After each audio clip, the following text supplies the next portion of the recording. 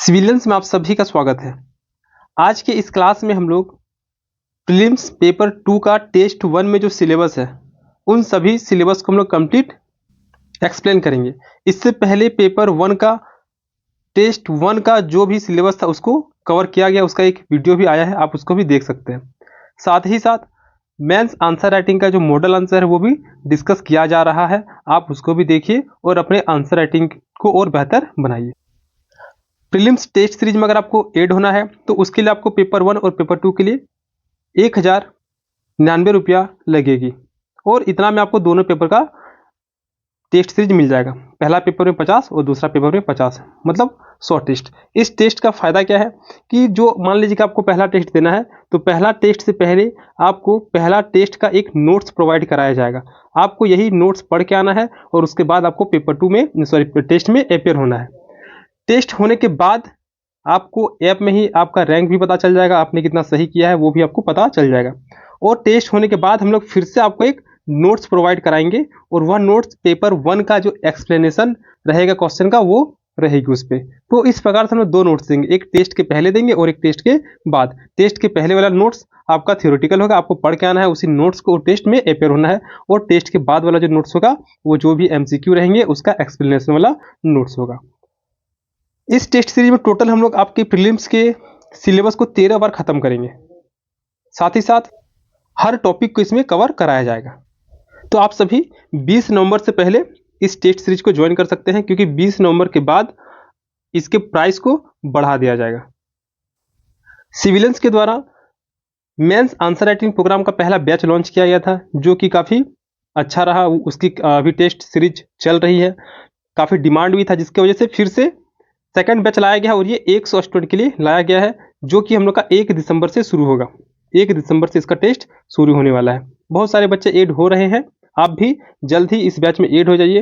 Total आपको 3700 रुपये लगेगी, जिसमें कि आपको प्रीलिम्स का नोट्स, मेंस का नोट्स और खोटा का नोट्स मिलेगा। साथ ही साथ आपको पेपर 2, पेपर 3, पेपर 4, पेपर 5 और पेपर 6 में 10-10 टेस्ट लिखने का मौका मिलेगा। पेपर 2 में हम लोग का खोटा रहने वाला है। और ये जो मेंस आंसर राइटिंग प्रोग्राम है, इसमें जो टेस्ट होगा ये कंप्लीट टेलीग्राम के माध्यम से होगी। और अतिरिक्त जानकारी के लिए आप लोग इन दोनों नंबर पे कांटेक्ट कर सकते हैं। अब आते हैं हम लोग टेस्ट सीरीज के पेपर 2 का टेस्ट 1 में। तो पेपर 2 जैसे कि जो कि होता है हम लोग का झारखंड का पेपर होता है, झारखंड का पेपर, जिसमें कि टोटल हम लोग का 100 MCQ प्रीलिम्स के एग्जाम में आती है। तो यहाँ पे भी आपको 100 MCQ देखने को मिलेगा। मतलब कि सिंपल सा है कि प्रीलिम्स का जो पैटर्न है, JPSC का प्रीलिम्स का जो पैटर्न है पेपर 2 में, अभी पेपर 1 में भी सेम चीज़ था। तो पेपर 2 में जिस प्रकार से JPSC में क्वेश्चन आता है प्रीलिम्स में, बिल्कुल आपको उसी स्तर का क्वेश्चन देखने को मिलेगा और वही पैटर्न में आपको क्वेश्चन देखने को मिलेगा। अगर यहाँ पे मान लीजिए ज्योग्राफी से अगर 10 क्वेश्चन आती है तो आपका यहाँ पे भी टेस्ट जो होगा पेपर 1 का, पेपर 2 का, उसमें भी आपको 10 क्वेश्चन ही देखने को मिलेगा। इकोनॉमिक्स आता है, शासन व्यवस्था से आता है, तो उन सभी सेक्टर से आपको क्वेश्चन देखने को मिलेगा। लेकिन इसमें क्या होगा कि कंप्लीट झारखंड को एक बार में कवर नहीं कराया जाएगा। 30 टेस्ट होते होते आपके पूरे झारखंड के सिलेबस को कवर कराया जाएगा और उसके बाद 30 के बाद जो 20 टेस्ट बच गया, इस 20 टेस्ट में फिर से आपके प्रीलिम्स के सिलेबस को बार-बार कवर कराया जाएगा। तो पहला टेस्ट में हम लोग को पढ़ के आना है, झारखंड का इतिहास पढ़ना है। झारखंड के इतिहास में भी क्या पढ़ना है, तो मुंडा शासन व्यवस्था पढ़ना है। और आपको पता होगा अभी तक अगर आप प्रीलिम्स का तैयारी कर रहे हैं तो शासन व्यवस्था से, हर शासन व्यवस्था से एक क्वेश्चन हम लोग को प्रीलिम्स का पेपर 2 में देखने को मिलता है। तो हम लोग का जो पहला टेस्ट होगा उसमें हम लोग को सिर्फ और सिर्फ मुंडा शासन व्यवस्था ही पढ़ना है। फिर आगे हम लोग का भाग बी में झारखंड का आंदोलन, जिसमें कि झारखंड के संविधान को पढ़ना है। फिर झारखंड की विशिष्ट पहचान पढ़ना है। लोक साहित्य में लोक नाटक को पढ़ना है, लोकगीत को पढ़ना है और लोक कथा को पढ़ना है। ये सेक्टर आपको खुद से पढ़ना है, नोट्स में दिया हुआ है, आप उसको पढ़ लीजिएगा। फिर आता है झारखंडी साहित्य और साहित्यकार, मुंडारी साहित्य खास करके इसमें हम लोग को पढ़ना है। प्रमुख शिक्षण संस्थान से भी क्वेश्चन देखने को मिलता है, जिसमें कि झारखंड में आधुनिक शिक्षा के विकास के इतिहास को पढ़ना है। खेल कूद से क्वेश्चन आता है, तो खेल कूद में हम लोग यहाँ पे पहला हॉकी रहेगा, इसके बाद अलग अलग टेस्ट में क्रिकेट, वो सब हम लोग का फुटबॉल, बॉक्सिंग, ये सब नजर आएगा। तो पहला टेस्ट में हम लोग का हॉकी से संबंधित प्रश्न रहेंगे।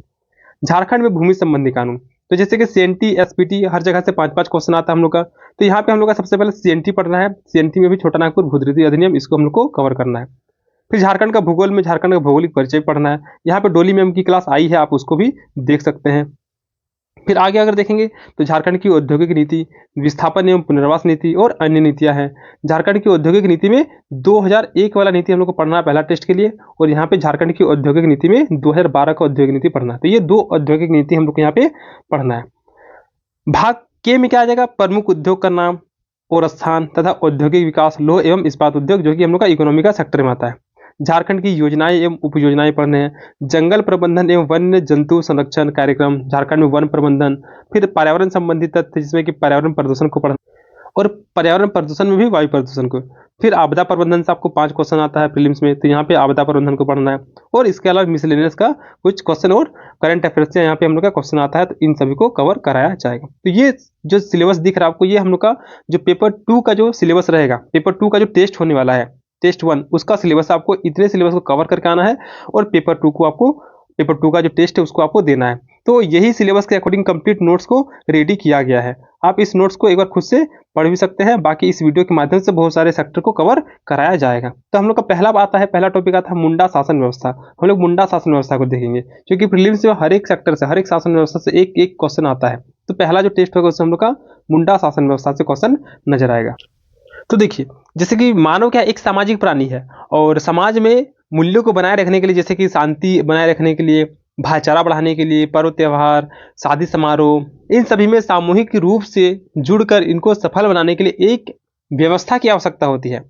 और आमतौर पर सभी जनजातियों में शासन व्यवस्था पाई जाती है, और इनमें आपसी झगड़े हो गया, संपत्ति विवाद, यौन अपराध, या फिर चोरी, या फिर जो भी अन्य घटनाएं होती हैं, उन सभी वादों को सुलझाने का काम किया जाता है। लेकिन ध्यान रखिएगा, हत्या जैसे गंभीर अपराध यहाँ पे इंक्लूड नहीं होगा। अगर हत्या जैसे गंभीर अपराध है तो उनकी सुनवाई पंचायत में नहीं होगी। तो हम लोग को पढ़ना है मुंडा शासन व्यवस्था।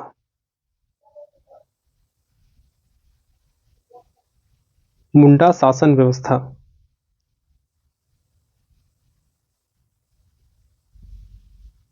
देखिए, मुंडा शासन व्यवस्था, सबसे पहला चीज कि मुंडा शासन व्यवस्था जो है वो मुंडा जनजाति के लिए है। मुंडा जनजाति के लिए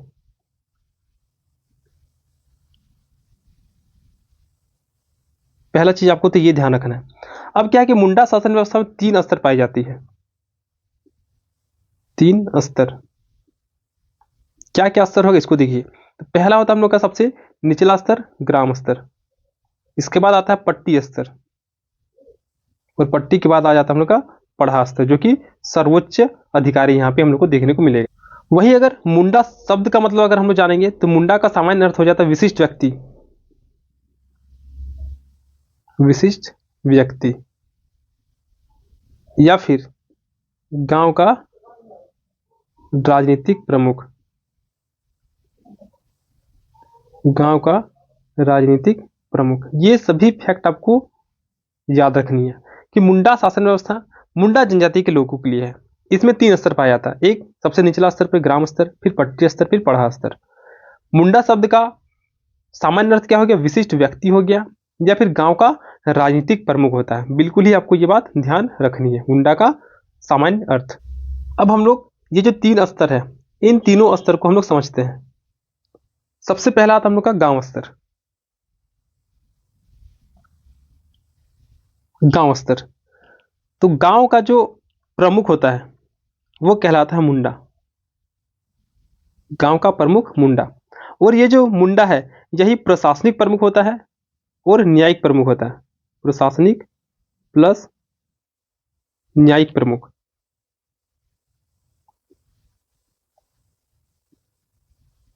मुंडा जो हो गए वो मुंडा शासन व्यवस्था में गांव स्तर पर न्यायिक प्रमुख और प्रशासनिक प्रमुख होते हैं। ठीक है, मुंडा की सहायता करने के लिए 2 व्यक्ति होते हैं, एक तो महतो कहलाएगा और दूसरा गोड़ाइत। महतो और गोड़ाइत। इसके बाद यहां पे हम लोग का पाहन देखने को मिलेगा। पाहन, और पाहन का सहयोगी होता है पुजार या फिर पनभरा। पुजार या पनभरा। एक और हम लोग यहां पर देखने को मिलेगा वृद्धजन, या फिर इसी को भगदो प्रजा के नाम से जाना जाता है। भगदो प्रजा। अब देखिए यहां पे समझिए, हम लोग देख रहे हैं मुंडा शासन व्यवस्था, जिसमें कि हम लोग गांव स्तर को डिस्कस कर रहे हैं। तो गांव में मुंडा जो होता है वो प्रशासनिक प्रमुख या फिर न्यायिक प्रमुख होता है। आपको ध्यान रखना है, क्योंकि क्वेश्चन बनेगा कि मुंडा शासन व्यवस्था में गांव स्तर पर प्रशासनिक प्रमुख कौन होता है। महतो होता है, मुंडा होता है, पाहन होता है या फिर भगदोपरजा होता है। इस प्रकार से क्वेश्चन बनती है, तो आपको ध्यान रखना है गांव स्तर पर प्रशासनिक और न्यायिक प्रमुख मुंडा होगा। मुंडा का सहयोगी कौन कौन हो जाएंगे? महतो और गोड़ायत हो जाएंगे। महतो का क्या काम होगा कि मुंडा का जो दायित्व है उन दायित्वों को निभाने में महतो क्या करेगा? मुंडा का हेल्प करेगा। महतो का जो काम होगा वो क्या हो जाएगा? मुंडा का जो दायित्व है उसको निभाने में हेल्प करना। वही गोड़ायत की बात करेंगे तो गोड़ायत भी क्या है? मुंडा का ही, गोड़ायत भी मुंडा का ही सहायक होता है और एक गांव में संदेशवाहक की भूमिका निभाता है। संदेशवाहक की भूमिका निभाता है। जैसे कि कोई वाद है, कोई पर्व त्योहार का आयोजन करना है या फिर कोई सामूहिक सूचना है जो कि ग्रामीणों तक पहुंचाना है, तो मुंडा के आदेश तक ग्रामीणों को उन सभी सूचनाओं को पहुंचाने का काम कौन करेगा? गोड़ायत करेगा। तो ये ध्यान रखना है कि सूचनाओं का आदान प्रदान करने का काम गोड़ायत करेगा। महतो जो होगा वो क्या होगा? मुंडा का सहयोगी होगा जो कि मुंडा के दायित्वों को निभाने में मुंडा का सहायता करेगा। वहीं मुंडा के पास क्या अधिकार है? प्रशासनिक प्रमुख होते हैं और वो न्यायिक प्रमुख होते हैं। फिर आता हम लोग का पाहन आता है। पाहन, तो पाहन जो वो गांव का धार्मिक प्रमुख होता है। ध्यान रखिएगा, पाहन ये जो हो गए ये धार्मिक प्रमुख, धार्मिक प्रमुख। जैसे कि कोई पर्व त्योहार हो गया या फिर शादी किसी का हो रहा है, तो इन सभी काम को करने का काम किसका है? पाहन का है। गांव में जितने भी देवी देवता हैं उनको शांत करने के लिए जो भी पूजा होता है उन सभी पूजा को करने का काम पाहन का है। इसके अलावा अगर कोई धार्मिक मामला है, उससे संबंधित कोई विवाद है, तो उस पर भी पाहन का ही अधिकारिता होती है। तो पाहन का मुख्य कार्य क्या हो गया? सबसे पहला चीज कि मुंडा शासन व्यवस्था में धार्मिक प्रमुख कौन होता है? तो पाहन होता है। मुंडा शासन व्यवस्था में गांव का प्रशासनिक प्रमुख कौन होता है? तो मुंडा होता है। पाहन का काम क्या है? तो जितने भी पर्व त्योहार, शादी ब्याह, धार्मिक मामलों, इन सभी से संबंधित सभी अधिकार किसके पास है? पाहन के पास है। अब आता पुजार या फिर पनभरा। तो पुजार या फिर पनभरा जो होता है वो पाहन का सहयोगी होता है। जैसे कि महतो या फिर गोड़ायत जो है वह मुंडा का सहयोगी है, उसी प्रकार से पाहन का सहयोगी कौन हो जाएगा? पुजार या फिर पनभरा। आपको यह भी ध्यान रखना है कि पाहन का सहयोगी पुजार या फिर पनभरा होता है। फिर आता हम लोग का यहाँ पे तीसरा वृद्धजन आता है, या फिर इसी को हम लोग भगदो प्रजा के नाम से जानते हैं। भगदो प्रजा, ध्यान रखिएगा, वृद्धजन या फिर भगदो प्रजा। तो ये जो वृद्धजन होते हैं ये सलाहकार की भूमिका निभाते हैं। सलाहकार की भूमिका,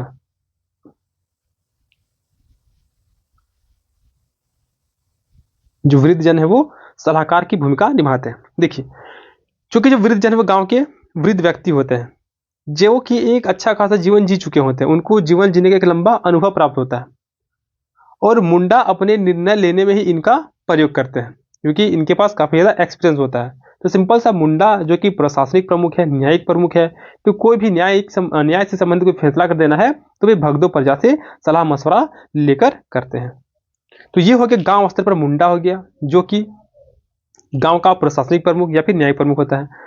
पाहन जो कि धार्मिक प्रमुख हो गया और वृद्धजन हो गया सलाहकार की भूमिका निभाते हैं। इसके अलावा एक और है घटवार। घटवार, तो देखिए घटवार जो है वो गांव में जो भी पंचायत में फैसला आया है उस फैसला के अनुरूप जिस आरोपी पर दंड लगाया गया है तो उस दंड का पालन करवाना सुनिश्चित घटवार करता है। जो भी दंड है उसको सही तरीके से लागू कराने का काम घटवार का है। ये हो गया हम लोग का एक स्तर हो गया। इसके बाद हम लोग का आता है गांव स्तर हो गया, फिर आता है हम लोग का पट्टी स्तर। पट्टी स्तर या फिर ग्राम पंचायत स्तर। ग्राम पंचायत,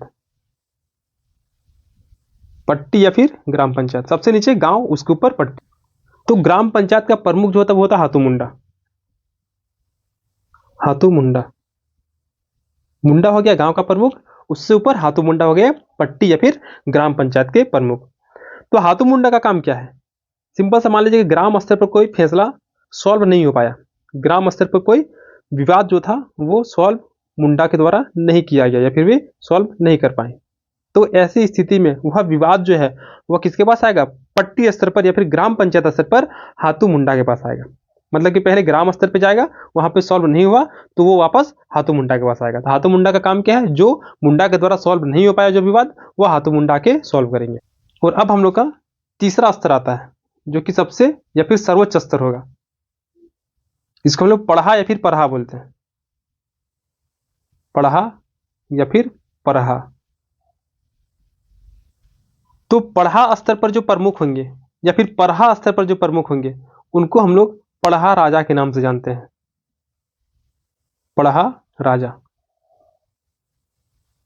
तो देखिए पढ़ा राजा जो हो गया, जो विवाद ग्राम स्तर पर नहीं सॉल्व हुआ कहां पे आएगा, सॉरी, जो विवाद गांव स्तर पर सॉल्व नहीं हुआ, जिसको मुंडा सॉल्व नहीं कर पाया, वो विवाद कहां पे आएगा, हाथू मुंडा के पास। और अगर वह विवाद हाथू मुंडा के द्वारा भी सॉल्व नहीं हो पाया तो फिर वह विवाद आएगा कहां पे, पढ़ा स्तर पर आएगा, पढ़ा राजा के पास।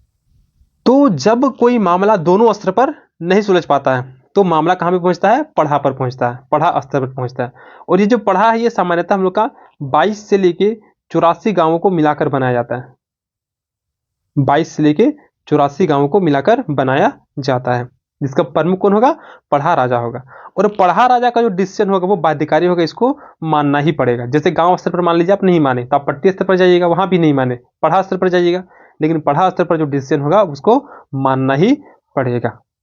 अब क्या है कि पढ़ा राजा के कुछ कुछ सहायक भी होते हैं, जैसे कि ठाकुर, दीवान, बरकंदाज, दरोगा, पांडे, ये सब देखिए इनके कुछ कुछ सहयोगी होते हैं। जैसे कि ठाकुर, फिर अगला आ जाएगा उनका दीवान, फिर आ जाएगा पांडे, इसके बाद आ जाएगा बरकंदाज,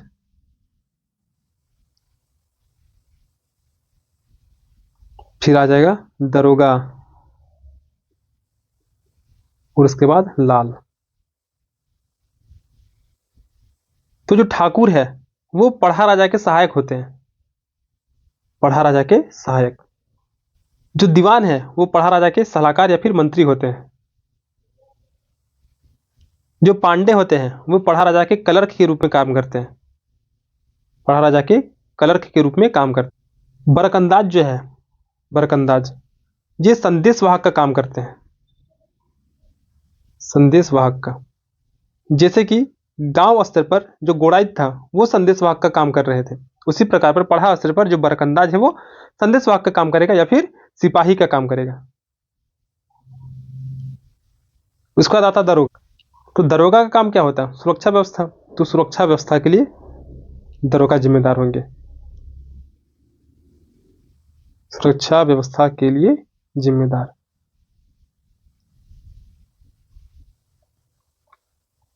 ये हो गया दरोगा का काम। फिर आता है एक हम लोग का लाल। तो लाल क्या होंगे, लाल जो होंगे वे सभा का वकील होगा, जो लाल होगा वो सभा का वकील होगा, सभा का वकील। और इस लाल में भी अलग अलग कैटेगरी देखने को मिलेगा, जैसे छोटे लाल, मंझले लाल और बड़े लाल। तो आपको ये सभी चीजें ध्यान रखना है कि जो ठाकुर है उनका काम क्या होता है, सहायक का काम होता है।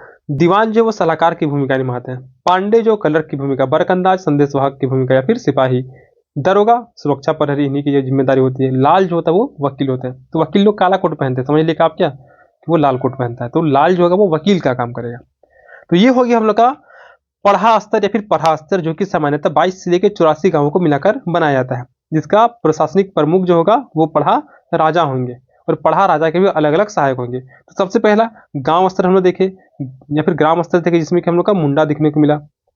फिर इसके बाद हम लोग देखे पट्टी स्तर या फिर पंचायत स्तर, जिसमें कि हम लोग को हाथू मुंडा दिखा, हाथू मुंडा। और उसके बाद हम लोग देख रहे हैं सबसे सर्वोच्च स्तर पढ़ा स्तर, जिसमें कि हेड जो होंगे वो पढ़ा राजा होंगे, और पढ़ा राजा का जो डिसीजन होगा वो बाध्यकारी होगा। तो मुंडा जनजाति का सर्वोच्च न्यायपालिका बोल लीजिए, कार्यपालिका या फिर विधायिका जो होगा वो पढ़ा ही होगा। और परंपरागत मुंडा प्रशासन में महिलाओं को उच्च स्थान प्रदान नहीं किया जाता था। अब कुछ कुछ यहाँ पे आपको और भी फैक्ट देखने को मिलेंगे, जैसे कि देखिए, जैसे कि जो पढ़ा पंचायत स्थल है, जहां पे पंचायत लगती थी, पढ़ा पंचायत स्थल,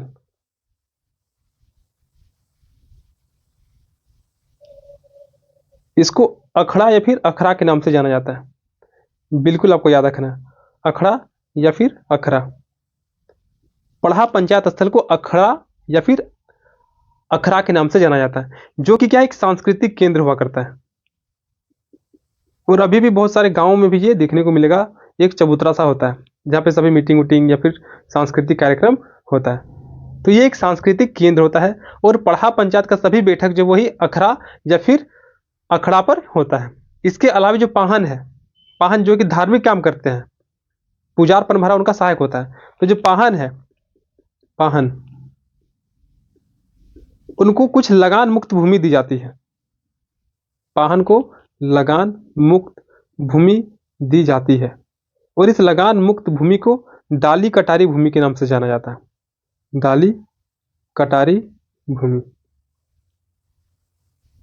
तो ये भी आपको ध्यान रखना है कि जो लगान मुक्त भूमि होता है जो कि पाहन को दिया जाता है उसको डाली कटारी भूमि के नाम से जानते हैं।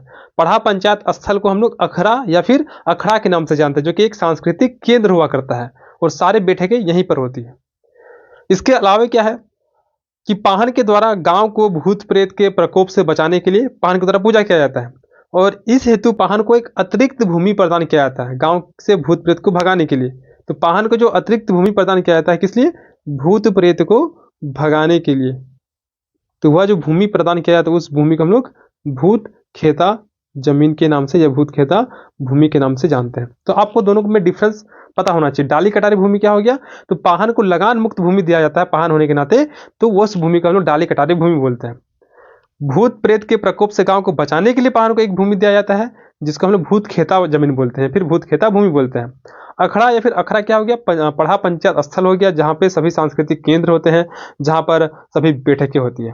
इसके अलावा आपको ध्यान रखना है क्या कि पढ़ा या फिर पढ़ा जो होता है उसका सर्वोच्च अधिकारी जो होते हैं पढ़ा राजा होते हैं। इनके अलावा इनके जो सहायक होते हैं जैसे कि ठाकुर सहायक होंगे, दीवान सलाहकार होंगे, पांडे क्लर्क होगा, बरकंदाज संदेशवाहक होंगे, दरोगा जो होंगे सुरक्षा का जिम्मेदार इन्हीं के पास होगा और लाल जो होंगे वे वकील होंगे। लेकिन इनमें भी छोटे लाल, मंझले लाल, बड़े लाल ऐसे करके देखने को मिलेगा। पट्टी स्तर पर हाथों मुंडा होते हैं, गांव स्तर पर हम लोग को मुंडा देखने को मिलेगा। अब देखना है कि गांव स्तर पर मुंडा जो होते हैं वो प्रशासनिक प्रमुख और न्यायिक प्रमुख होते हैं और मुंडा के भी दो सहयोगी होते हैं, एक महतो हो जाएगा, एक गोड़ाइत हो जाएगा। अलग अलग शासन व्यवस्था में महतो के अलग अलग कार्य भी आपको देखने को मिलेगा। पाहन जो हो गए वो धार्मिक प्रमुख हो गए, इनका सहयोगी पुजार या फिर पनभरा होते हैं और वृद्ध जन जो हो गए वे गांव स्तर पर पाया जाता है जो कि मुंडा का सहयोगी या फिर मुंडा उनसे सलाह लेने का काम करते हैं। तो यही है मुंडा शासन व्यवस्था। आपको मुंडा शासन व्यवस्था में इतना ही पढ़ना है। यही से आपका प्रीलिम्स में एक क्वेश्चन आने वाली है 2 मार्क्स का और आपका टेस्ट में भी आपका यहीं से क्वेश्चन देखने को मिलेगा, अलग अलग प्रकार से 5 क्वेश्चन। तो ये रहा हम लोग का मुंडा शासन व्यवस्था। अगर आप इतना कर लेते हैं तो आपको मुंडा शासन व्यवस्था में और कुछ भी अतिरिक्त पढ़ने की आवश्यकता नहीं पड़ेगी। फालतू का बहुत ज्यादा पढ़े की कोई फायदा नहीं होगा क्योंकि सिलेबस उससे भी बहुत ज्यादा हम लोग को दिया जाता है। बाकी ये सारा चीज आपको नोट्स में लिखा हुआ है, आप उस नोट्स को भी पढ़ सकते हैं। ये देखिए सारा यहाँ पे नोट्स में लिखा हुआ है। ये नोट्स आपको मिल जाएगा प्रिंटेबल फॉर्म में, आप इसको आराम से प्रिंट आउट करा के पढ़ सकते हैं। देखिए अब हम लोग को पढ़ना झारखंड के सदान। तो देखिए सदान कोई एक जाति नहीं है बल्कि कई जातियों का समूह है जो कि झारखंड क्षेत्र के मूल गैर जनजातीय निवासी है। मूल गैर जनजातीय निवासी, जनजातीय निवासी। देखिए सदान फिर से बताते हैं, सदान को एक जाति नहीं है बल्कि बहुत सारे जातियों का एक समूह है, कम्युनिटी ग्रुप है जो कि झारखंड क्षेत्र के मूल गैर जनजातीय निवासी, जो कि झारखंड के मूल निवासी है लेकिन जनजाति नहीं है, वही कहलाएंगे सदान, जैसे कि हम लोग। अब क्या है कि जातीय दृष्टि से सदान को 4 भागों में बांटा गया है। पहला तो वे जातियां जो कि झारखंड के बाहर भी मिलती है, पूरे भारत में पाई जाती है और झारखंड में भी पाई जाती है। जैसे कि क्या हो जाएगा, राजपूत हो गया, तेली हो गया, माली हो गया, कुम्हार हो गया,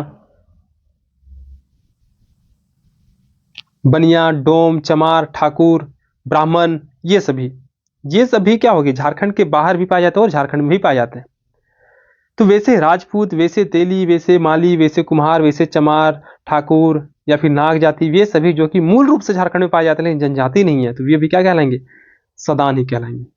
अर्थात ये जातियां जो कि अन्य राज्यों से झारखंड में आकर बसी है पर लंबे समय से यहाँ पर रहकर सदान समाज का हिस्सा बन गई है, तो ये सभी मुख्य रूप से सदान के अंतर्गत आएंगे।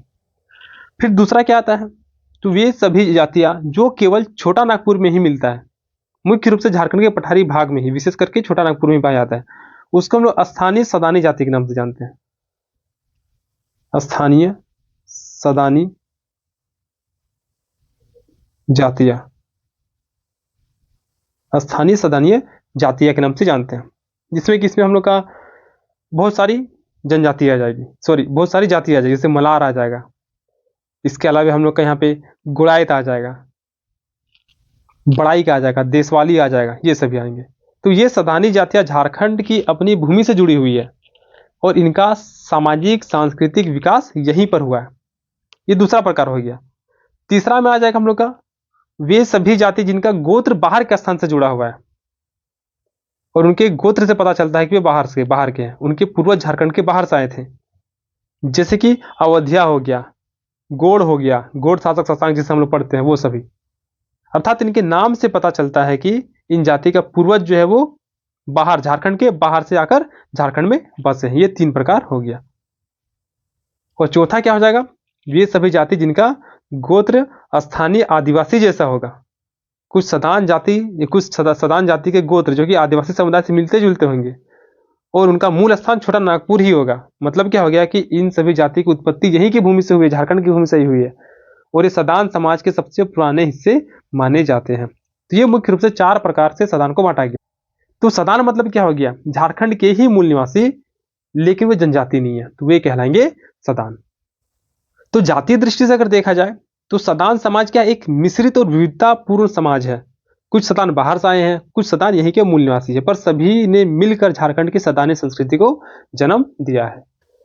तो झारखंड की कुल जनसंख्या का सदान जो है वो 60% है। ये डाटा आपको ध्यान रखना है।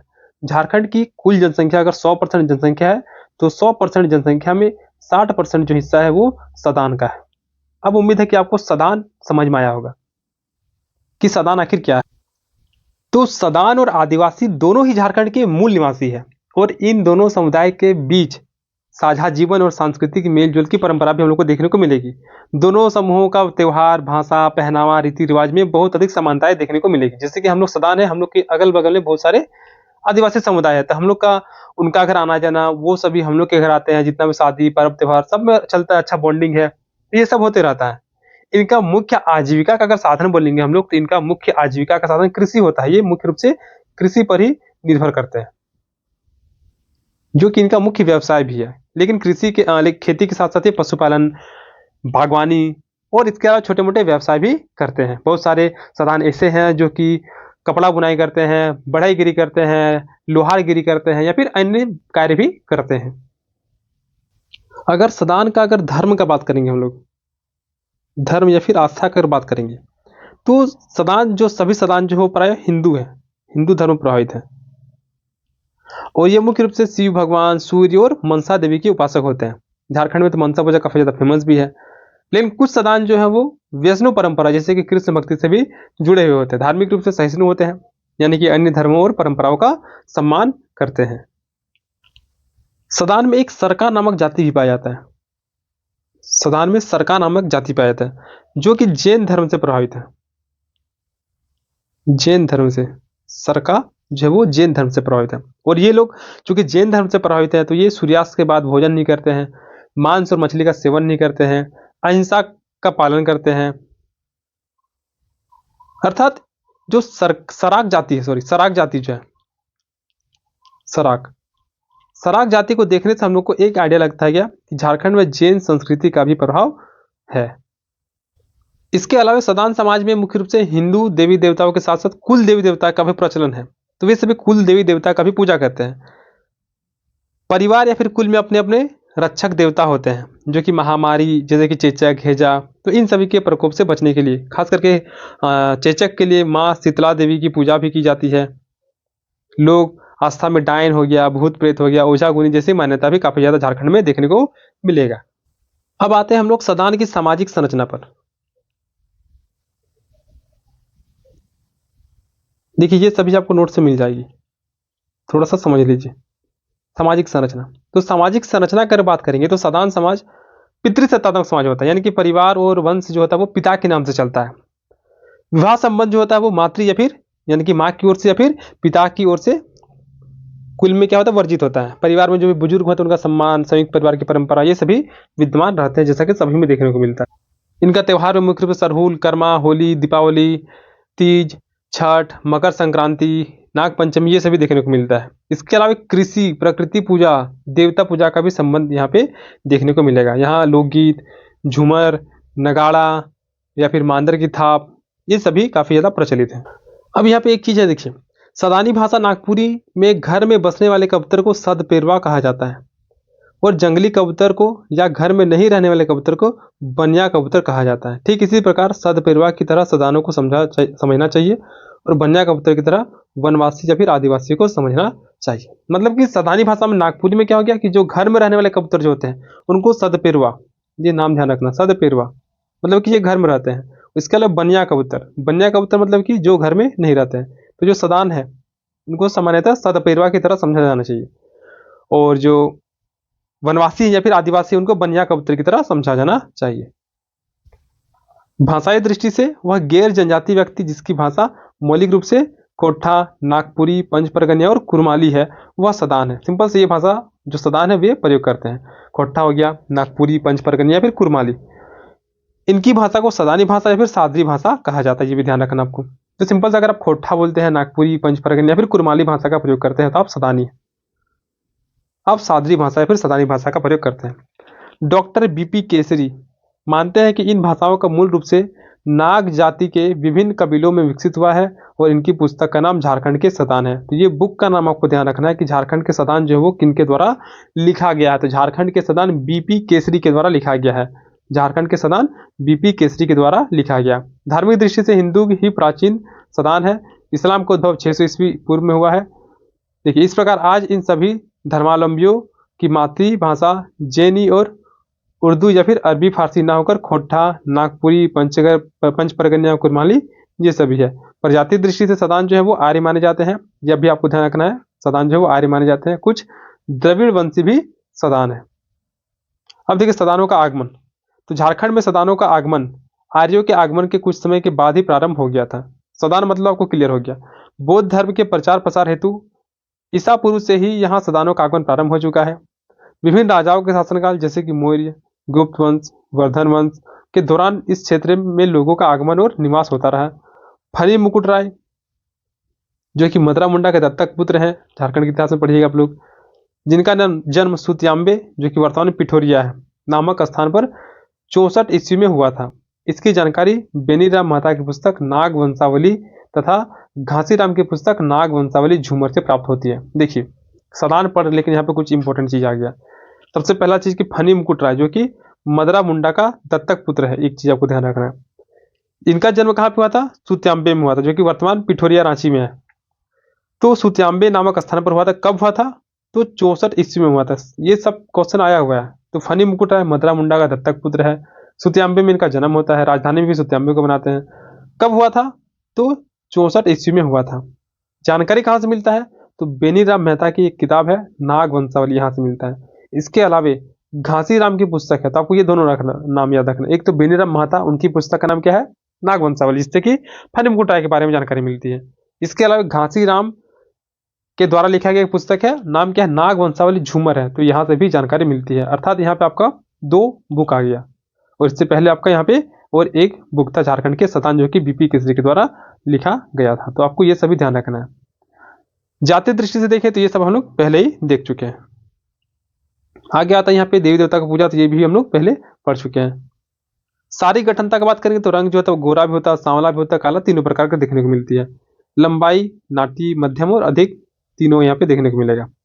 वस्त्र आभूषण की बात करेंगे तो ये मुख्य रूप से धोती कुर्ता, गमछा, चादर ये सभी पहनते हैं। लेकिन वर्तमान समय में जो ट्रेंड चल रहा है, जो नए नए प्रकार के कपड़े हैं, उन सभी कपड़ों का भी इनके द्वारा यूज किया जाता है। 60% सदान जो है आदिवासी जो मिट्टी के बर्तन का अभी भी प्रयोग करते हैं। घरों में हड़िया, गगरी, चूना, ढक्कन अवश्य दिखाई पड़ते हैं। ये सब दिखाई देगा आपको।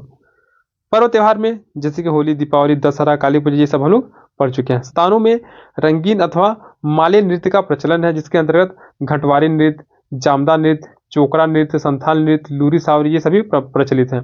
गणेश नृत्य, कार्तिक नृत्य और शास्त्रीय नृत्य सदानों में काफी ज्यादा प्रचलित है। राजनीतिक व्यवस्था की बात करेंगे तो जाति पंचायत से ऊपर क्षेत्रीय पंचायतों की व्यवस्था होती है, जहां जातीय पंचायत में अनसुलझे मामलों को हस्तांतरित कर दिया जाता है। जैसे कि मुंडा शासन व्यवस्था में 3 स्तर देखें, उसी प्रकार से जो सदान है यहाँ पे भी एक तो जातीय पंचायत से ऊपर क्षेत्रीय पंचायत देखने को मिलता है, अर्थात जातीय पंचायत में जो सॉल्व नहीं होगा वो क्षेत्रीय पंचायत के पास भेज दिया जाएगा।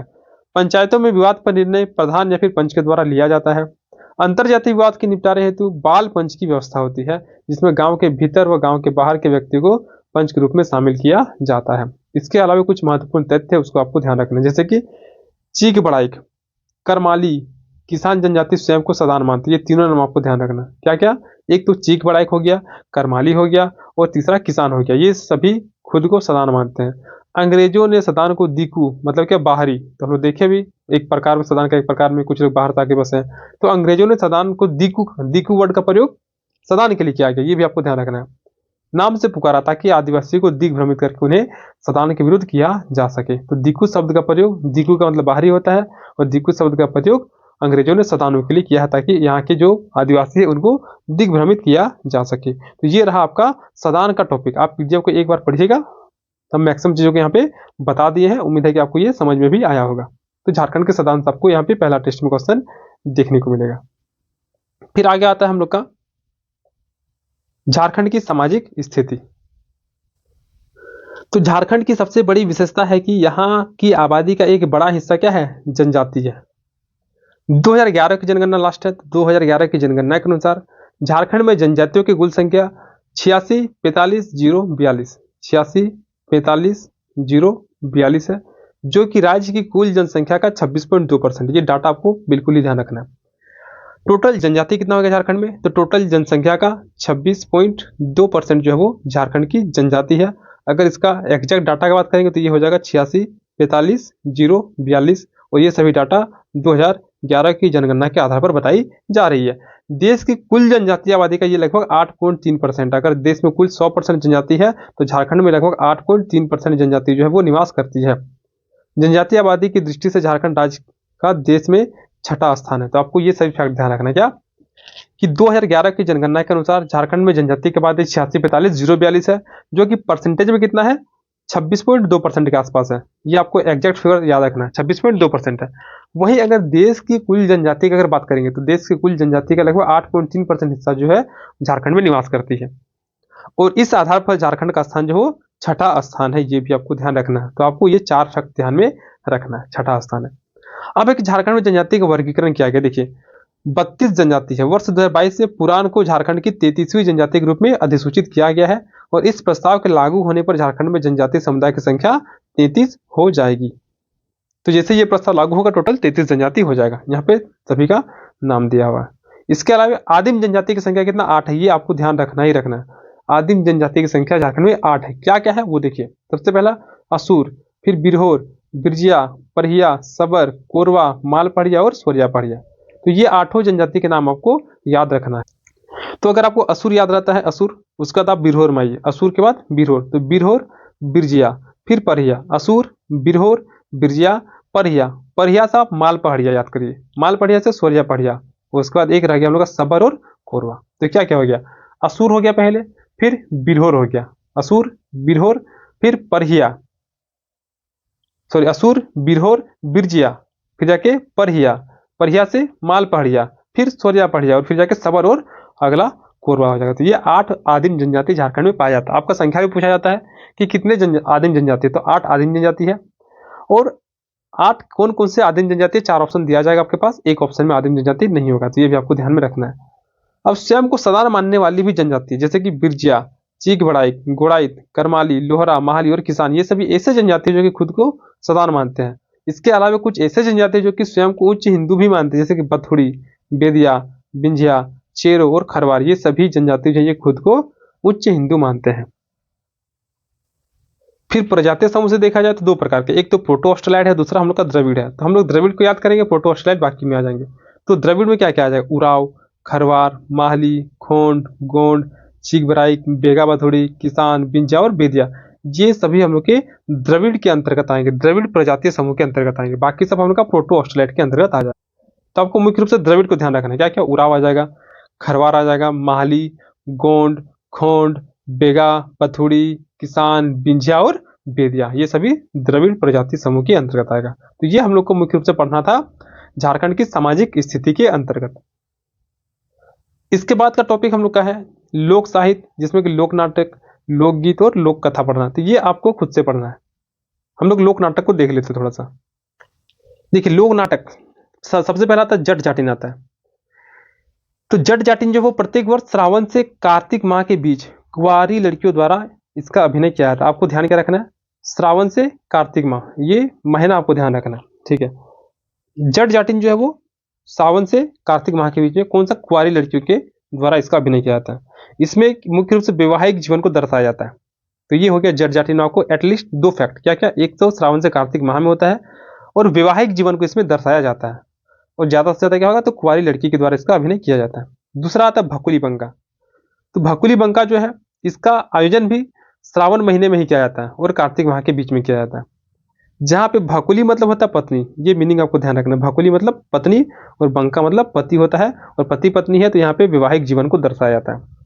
फिर सामा चकेवा आता है। तो सामा चकेवा भी कार्तिक माह में। तो देखिए आप यहाँ पे ये तीनों जो है जट जाटिन हो गया, भकुली बंका या फिर सामा चकेवा, ये तीनों कार्तिक महीना के आसपास ही हो रही है।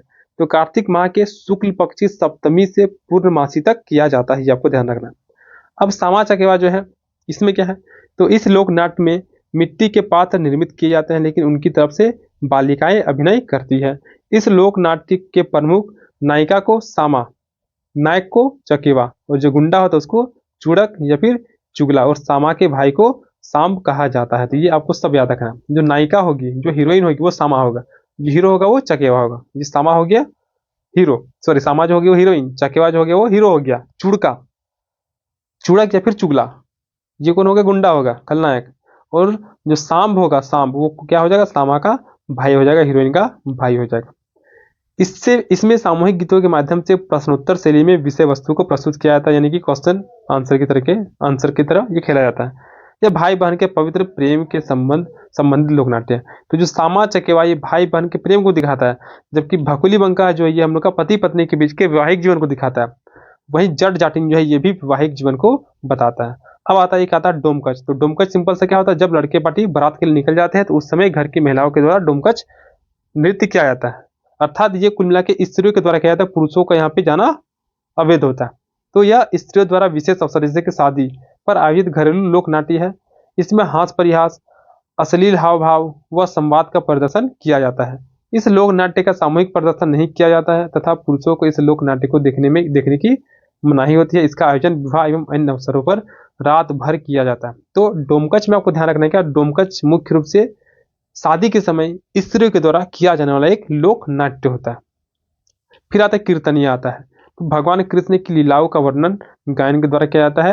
ये भागवत कथाओं पर आधारित होता है। तो ये होगा हम लोग का लोक नाट्य, जहाँ पे जट जाटिन वैवाहिक संबंध को दिखाता है, भकुली बंका वैवाहिक संबंध को दिखाता है, सामा चकेवा भाई बहन के प्रेम को दिखाता है, डोमकच शादी के अवसर पर होता है, और कीर्तनिया में भगवान कृष्ण की लीलाओं का वर्णन किया जाता है।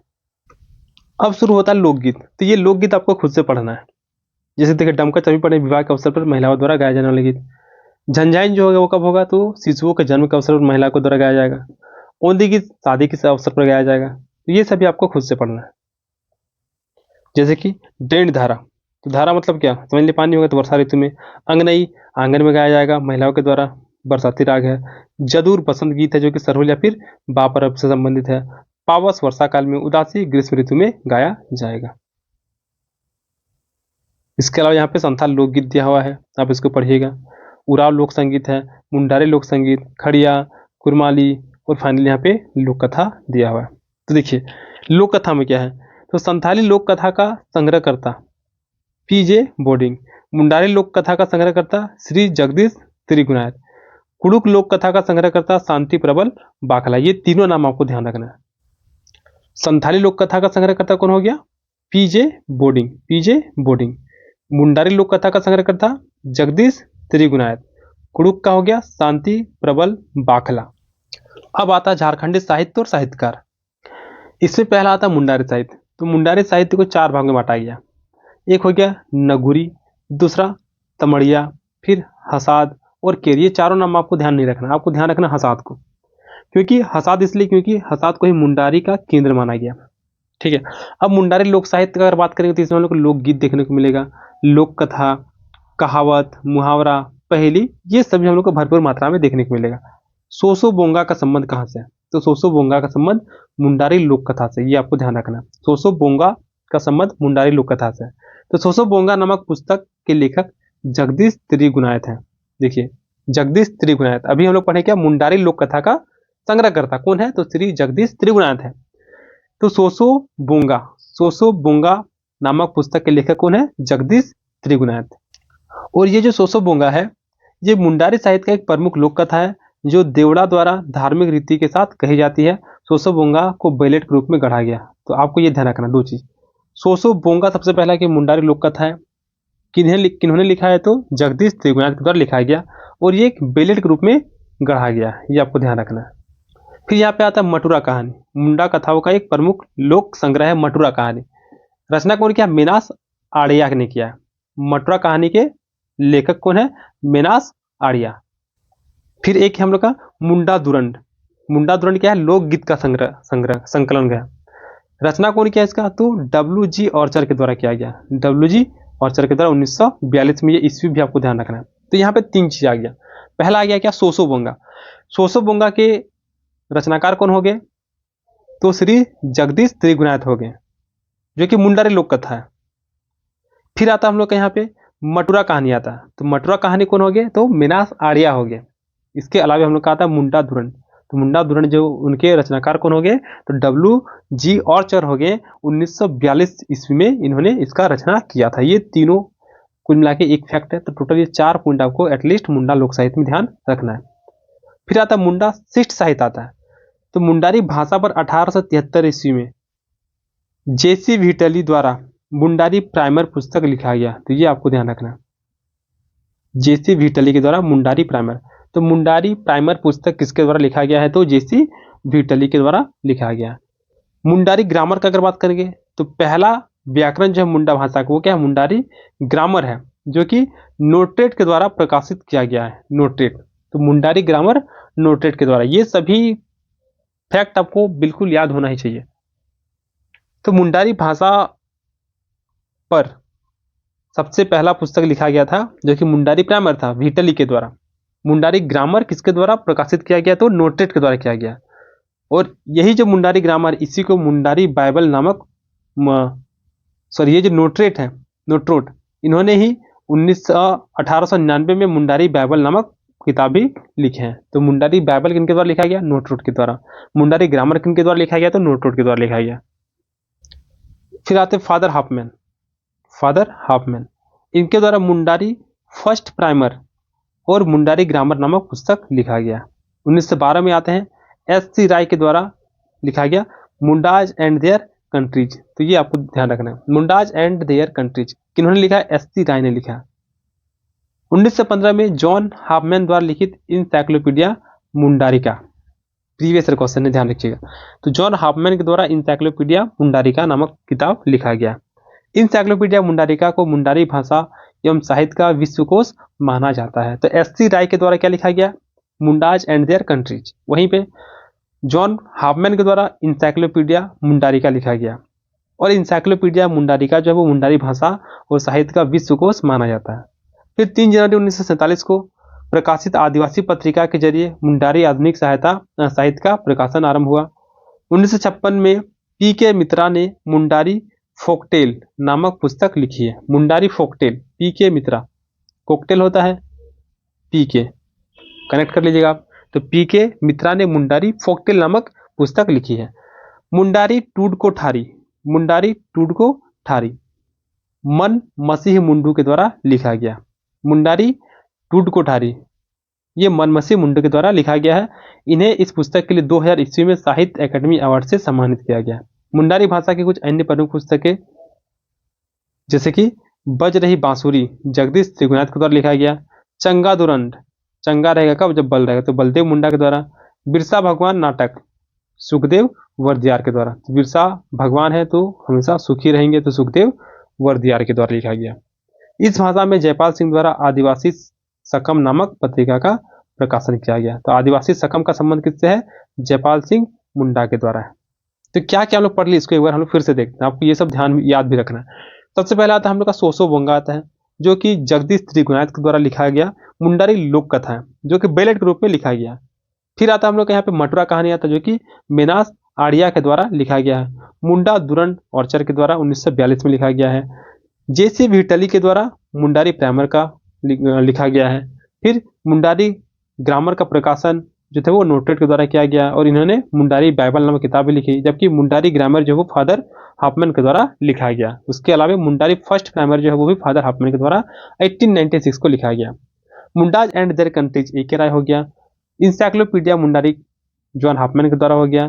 फिर आगे हम लोग यहाँ पे मुंडारी फोकटेल जो कि पीके मित्रा के द्वारा। मुंडारी टूट कोठारी ये हो गया हम लोग का मनमसी मुंडा के द्वारा।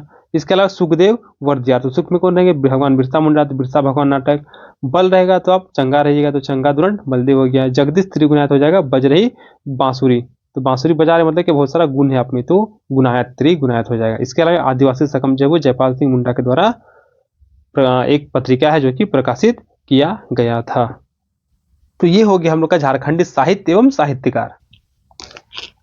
अगला टॉपिक है प्रमुख शिक्षण संस्थान, और इसमें झारखंड के आधुनिक शिक्षा के विकास का इतिहास पढ़ना है। तो देखिए, औपनिवेशिक काल में ब्रिटिश शासन के दौरान झारखंड में आधुनिक शिक्षा की नींव रखी गई है। इसमें तो आपको कुछ याद करना नहीं है। 1831 में कथबर्ट एवं नील नामक व्यक्ति ने रामगढ़ में एक मिशनरी स्कूल की स्थापना का प्रयास किया था। तो देखिए, ब्रिटिश काल के दौरान झारखंड में आधुनिक शिक्षा का नींव रखा गया। पहले यहाँ शिक्षा जो था वो मुख्य रूप से पारंपरिक और धार्मिक व्यवस्था पर आधारित था, लेकिन अंग्रेज और मिशनरी ने स्कूल कॉलेज खोलना शुरू कर दिया, और इसी समय पढ़ना लिखना, अंग्रेजी शिक्षा, आधुनिक विषय का परिचय भी हुआ था, जिसमें कि सबसे पहला घटना था हम लोग का 1831 वाला आता है, रामगढ़ में स्कूल खोलने का पहला। तो कथबर्ट और नील, इन दोनों लोगों के द्वारा रामगढ़ में पहला मिशनरी स्कूल खोलने का शुरुआत किया गया था, जो कि आधुनिक स्कूल की दिशा में पहला प्रयास था। ये आपको ध्यान रखना है, कथबर्ट और नील नामक व्यक्ति। छोटा नागपुर के तत्कालीन कमिश्नर जे.आर. आउसले ने 1839 में मेघालय की नीति 1835 ईस्वी के आधार पर रांची जिला स्कूल की स्थापना की। तो 1839 में उस समय कमिश्नर कौन थे छोटा नागपुर के? जे.आर. आउसले थे। उन्होंने मेघालय नीति के आधार पर रांची जिला स्कूल का स्थापना किया, जो कि सरकारी स्तर पर पहला बड़ा स्कूल था। सरकारी स्तर पर पहला बड़ा स्कूल था, और इससे क्षेत्र में अंग्रेजी और आधुनिक शिक्षा का प्रसार भी बढ़ा। फिर समय आता है 1845 का। तो 1845 में missionary education society of England द्वारा रांची में एक विद्यालय खोला गया। फिर 1882 में हजारीबाग में रिफॉर्मेटरी स्कूल की स्थापना हुई। मुख्य उद्देश्य क्या था कि जो बाल अपराधी हैं उनको कंट्रोल करना है। 1899 सेंट कोलंबस कॉलेज, कहाँ पे? हजारीबाग में, डबलिन यूनिवर्सिटी मिशन द्वारा, बाद में विनोबा भावे विश्वविद्यालय से संबंध हो गया, और यह राज्य का प्रथम डिग्री कॉलेज है। बिल्कुल आपको ध्यान रखना। 1899 में क्या हो रहा है आपका? तो संत कोलंबस कॉलेज, जो कि कहाँ पे? हजारीबाग में खोला जा रहा है, जो कि राज्य का पहला डिग्री कॉलेज है, और उस समय वो डबलिन यूनिवर्सिटी मिशन के द्वारा खोला गया था, और बाद में जाकर विनोबा भावे विश्वविद्यालय से वो संबंध हो गया, जुड़ गया।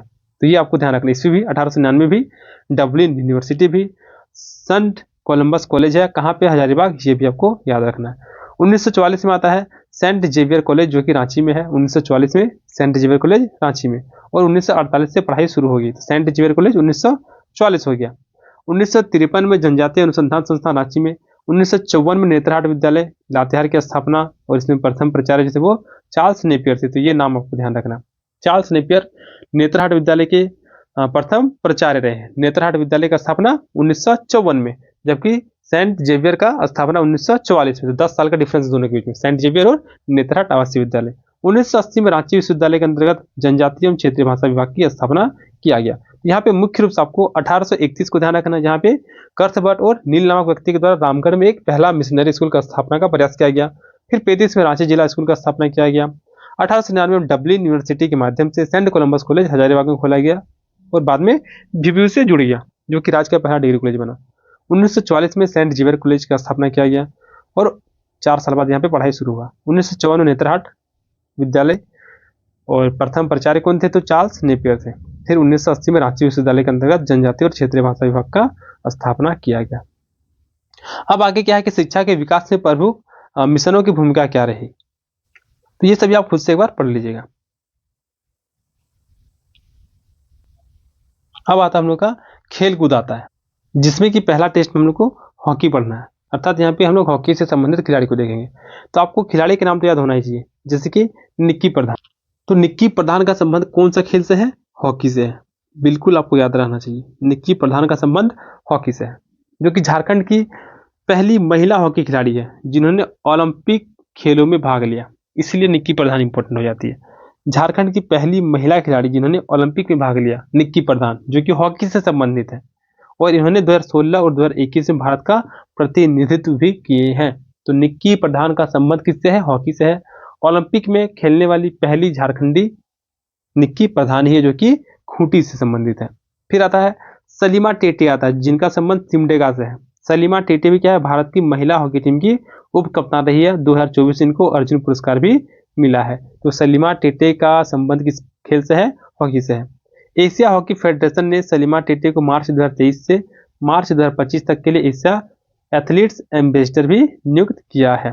सलीमा टेटे वर्ष 2023 में रांची के जयपाल सिंह स्टेडियम में आयोजित एशियन चैंपियंस ट्रॉफी में स्वर्ण पदक विजेता भारतीय महिला हॉकी टीम की सदस्य थी। सलीमा टेटे को हॉकी इंडिया द्वारा 5वें हॉकी इंडिया वार्षिक पुरस्कार समारोह में सर्वश्रेष्ठ खिलाड़ी के रूप में चयनित किया गया। तो आपको ये दोनों नाम ध्यान रखना। निक्की प्रधान पहली ओलंपिक खेलने वाली होगी, जो कि हॉकी से संबंधित है। सलीमा टेटे का भी संबंध हॉकी से है, उप कप्तान भी रही है। अर्जुन पुरस्कार इनको 2024 में मिला है।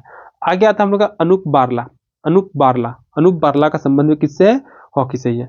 असुंता लकड़ा, इनका संबंध सिमडेगा से है, और किससे? हॉकी से। तो भारतीय महिला टीम की ये भी पूर्व कप्तान रह चुकी है। तो अंशुता लकड़ा हॉकी झारखंड की उपाध्यक्ष तथा हॉकी इंडिया के सचिव भी रह चुकी है। अंशुता लकड़ा के भाई विमल लकड़ा तथा वीरेंद्र लकड़ा भी हॉकी के प्रख्यात खिलाड़ी रहे हैं। अंशुता लकड़ा के नाम से झारखंड सरकार द्वारा प्रतिवर्ष किसी खिलाड़ी को अंशुता अवार्ड प्रदान किया जाता है। तो क्या क्या नाम आ रहा है हॉकी से संबंधित, ये नाम ध्यान रखना। जैसे कि निक्की प्रधान हो गया, सलीमा टेटे हो गया, अंशुता लकड़ा हो गया, अनुपा बारला हो गया, ये सभी खिलाड़ी का संबंध किससे? हॉकी से। फिर आता है हम लोग का विमल लकड़ा आता है। विमल लकड़ा, तो ये भी क्या है? भारतीय पुरुष हॉकी खिलाड़ी है। सुमराय टेटे, एक तो हो गया सलीमा टेटे हो गया, और दूसरा हो गया सुमराय टेटे, जिनको ध्यानचंद पुरस्कार 2017 में मिला है। सुमराय टेटे को ध्यानचंद पुरस्कार 2017 में, और ध्यानचंद हॉकी के जादूगर कहे जाते हैं, इनके नाम पर पुरस्कार है। तो ये पुरस्कार सुमराय टेटे को 2017 में मिला है। सलीमा टेटे भी है, सुमराय टेटे, सलीमा टेटे, निक्की प्रधान, अंशुता लकड़ा, अनूप बारला, विमल लकड़ा। फिर आता है हम लोग का सिल्विया लकड़ा, ये भी हॉकी खिलाड़ी है। जयपाल सिंह मुंडा तो आपको ध्यान में रखना ही है, क्योंकि 1928 ईस्वी में ओलंपिक स्वर्ण विजेता भारतीय हॉकी टीम के कप्तान कौन थे? जयपाल सिंह मुंडा थे। और इसी ओलंपिक में भारत ने अपना पहला ओलंपिक स्वर्ण पदक भी प्राप्त किया। तो जयपाल सिंह मुंडा का संबंध किससे है?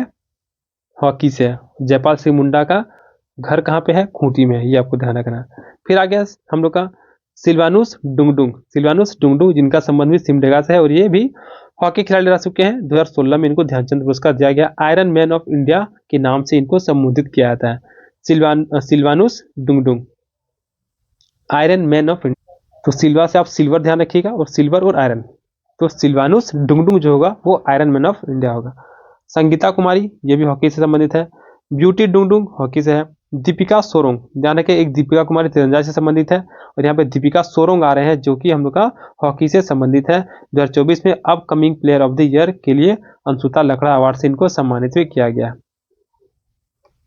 पुष्पा प्रधान का संबंध भी हॉकी से है। सावित्री पूर्ति, ये प्रथम आदिवासी अंतर्राष्ट्रीय महिला हॉकी खिलाड़ी रही है।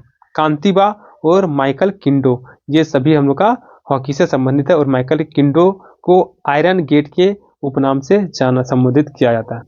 तो ऐसा आप ध्यान रख सकते हैं कि किंडो का विंडो बना सकते हैं। सिर्फ याद करने के लिए हम बता रहे हैं, आपको याद ही करना। सिर्फ माइकल किंडो है तो विंडो में क्या होगा आपका? विंडो मतलब गेट भी होगा, तो आयरन गेट हो जाएगा हम लोग का माइकल किंडो। वहीं पर हम लोग का आयरन मैन ऑफ इंडिया हो जाएगा हम लोग का सिल्वानुस डुंगडुंग हो जाएगा। तो हॉकी से संबंधित खिलाड़ी क्या क्या हो गया आपको ध्यान रखना। माइकल किंडो हो गया, कांतिबा हो गया, इसके अलावा आपका सावित्री पूर्ति हो गया, पुष्पा प्रधान, दीपिका सोरोंग, ब्यूटी डुंगडुंग, संगीता कुमारी, सिल्वानुस डुंगडुंग, फिर जयपाल सिंह मुंडा और सिल्वानुस डुंगडुंग, सॉरी सिल्विया लकड़ा, सुमरा टेटे, विमल लकड़ा, अंशुता लकड़ा, अनूप बारला, सलीमा टेटे और निक्की प्रधान, इन सभी का संबंध हॉकी से है। अब हम लोग आता है झारखंड के भूमि संबंधी कानून अधिनियम, जिसमें कि हम लोग को सीएनटी के बारे में पढ़ना है। तो आपको पता है कि सीएनटी से 5 क्वेश्चन आपको प्रीलिम्स में देखने को मिलती है, तो इसमें भी कंप्लीट सीएनटी नहीं पढ़ना है, अभी देखेंगे। देखिए सबसे पहले आता है छोटा नागपुर भूधृति अधिनियम। भूधृति, इसको हम लोग समझते हैं पहले। इसी को बोलते हैं records of rights of landlord, भूस्वामियों के अधिकार का उल्लेख या फिर दस्तावेज।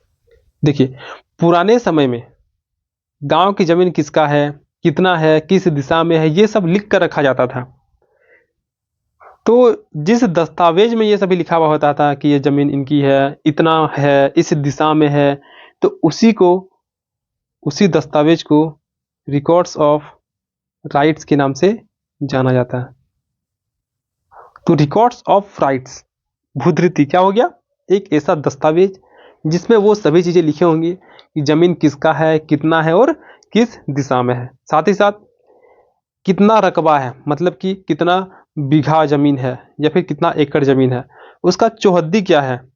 चौहद्दी मतलब क्या हो गया कि चारों तरफ कौन सी जमीन है, सड़क है या फिर नाला है, क्या है उसके चारों तरफ वो रहेगा, उसका प्लॉट नंबर क्या है, ये सभी चीज उस दस्तावेज में लिखा हुआ रहेगा।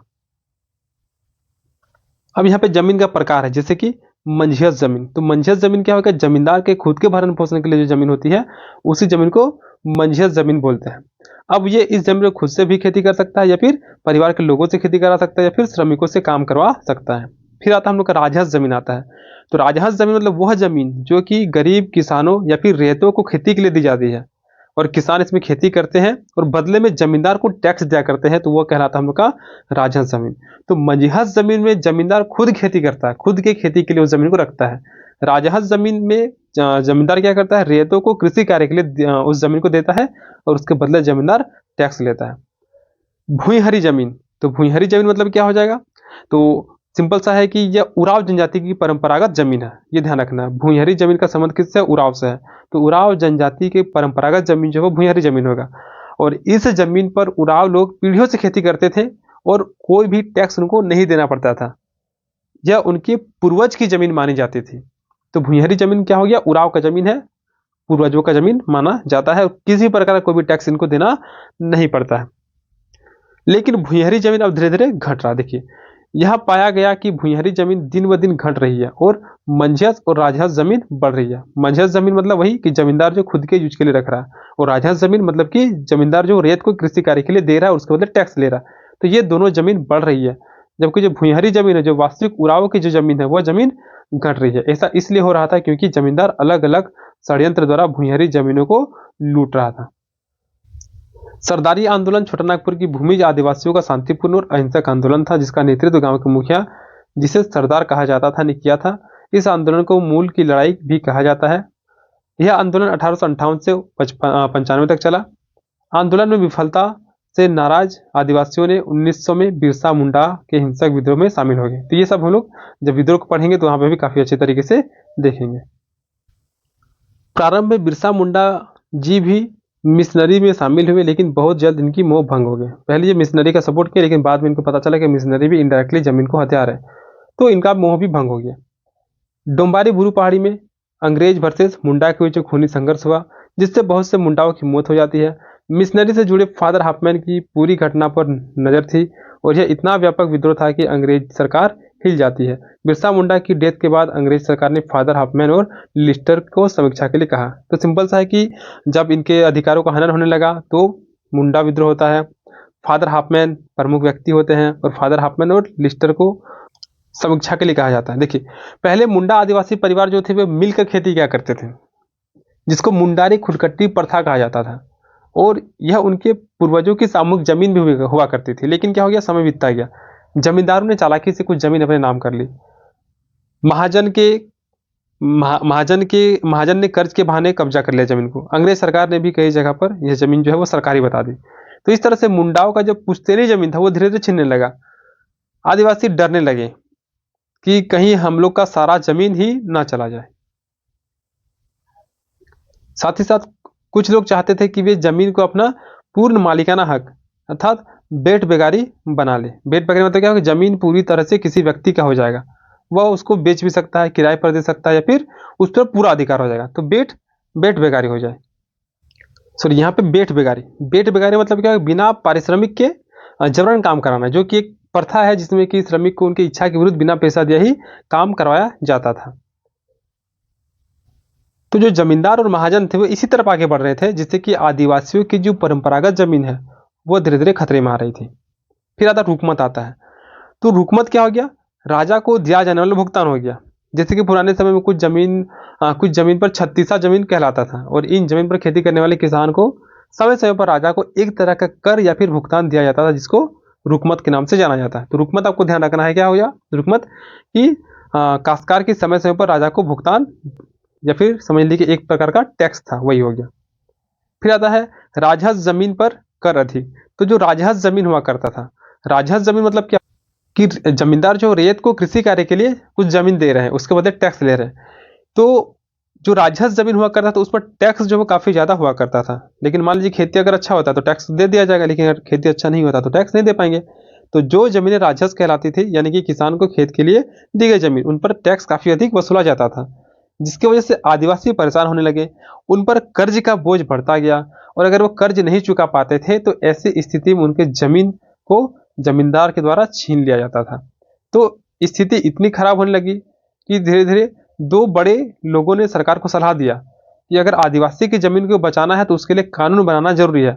और ये दो लोग कौन कौन थे? तो पहला तो हो गए फादर हाफमैन, और दूसरा हो जाएंगे हम लोग का लिस्टर, जो कि एक अधिकार विशेषज्ञ थे, लिस्टर। तो ये दोनों व्यक्ति हो गए जिन्होंने सरकार से कहा कि आदिवासियों की जमीन को बचाने के लिए कानून लाना बहुत जरूरी है। तो उन्होंने साफ साफ कह दिया था कि आदिवासी अपनी परंपरागत जमीन खो रहे हैं, इन्हें कानून से सुरक्षा देना जरूरी है। और फाइनली फादर हाफमैन ने CNT छोटा नागपुर टेनेंसी एक्ट का ब्लूप्रिंट बनाया। तो सरकार ने हाफमैन से पूरा कानून का ड्राफ्ट तैयार करने के लिए कहा, और उन्होंने CNT 1908 का ब्लूप्रिंट तैयार किया। तो ये आपको नाम ध्यान रखना है कि CNT एक्ट का ब्लूप्रिंट जो है वो फादर हाफमैन के द्वारा तैयार किया गया था, जो कि बाद में झारखंड के आदिवासियों की जमीन को सुरक्षित करने वाला सबसे मजबूत कानून बना। अब यहाँ पे कुछ कुछ महत्वपूर्ण घटनाएं हैं, जैसे कि सबसे पहले आता है 1902 में कैडेस्ट्रल सर्वे। 1902 में कैडेस्ट्रल सर्वे शुरू होता है, और सरकार ने जमीनों का बहुत बड़ा सर्वे कराया, और इसी को कैडेस्ट्रल सर्वे कहा गया। इसमें जमीन का पूरा रिकॉर्ड प्लस मैप बनाया गया, और इसी आधार पर लगान भी तय होने लगा कि जितना जमीन है उसके आधार पर आपको लगान देना होगा। फिर 1903 आता है। 1903 में क्या हो गया, मुंडारी खुंडकट्टी दारी प्रथा को मान्यता दिया गया। सरकार ने माना कि यहाँ पे जो जमीन है मुंडा परिवार को परंपरागत जमीन है, जो कि मुंडाओं के लिए एक बहुत बड़ी जीत हुई। तो 1902 में कैडेस्ट्रल सर्वे स्टार्ट हुआ, ये इसमें भी आपको ध्यान रखना है, कैडेस्ट्रल सर्वे 1902 में। 1903 में मुंडारी खुंडकट्टी को मान्यता दिया गया।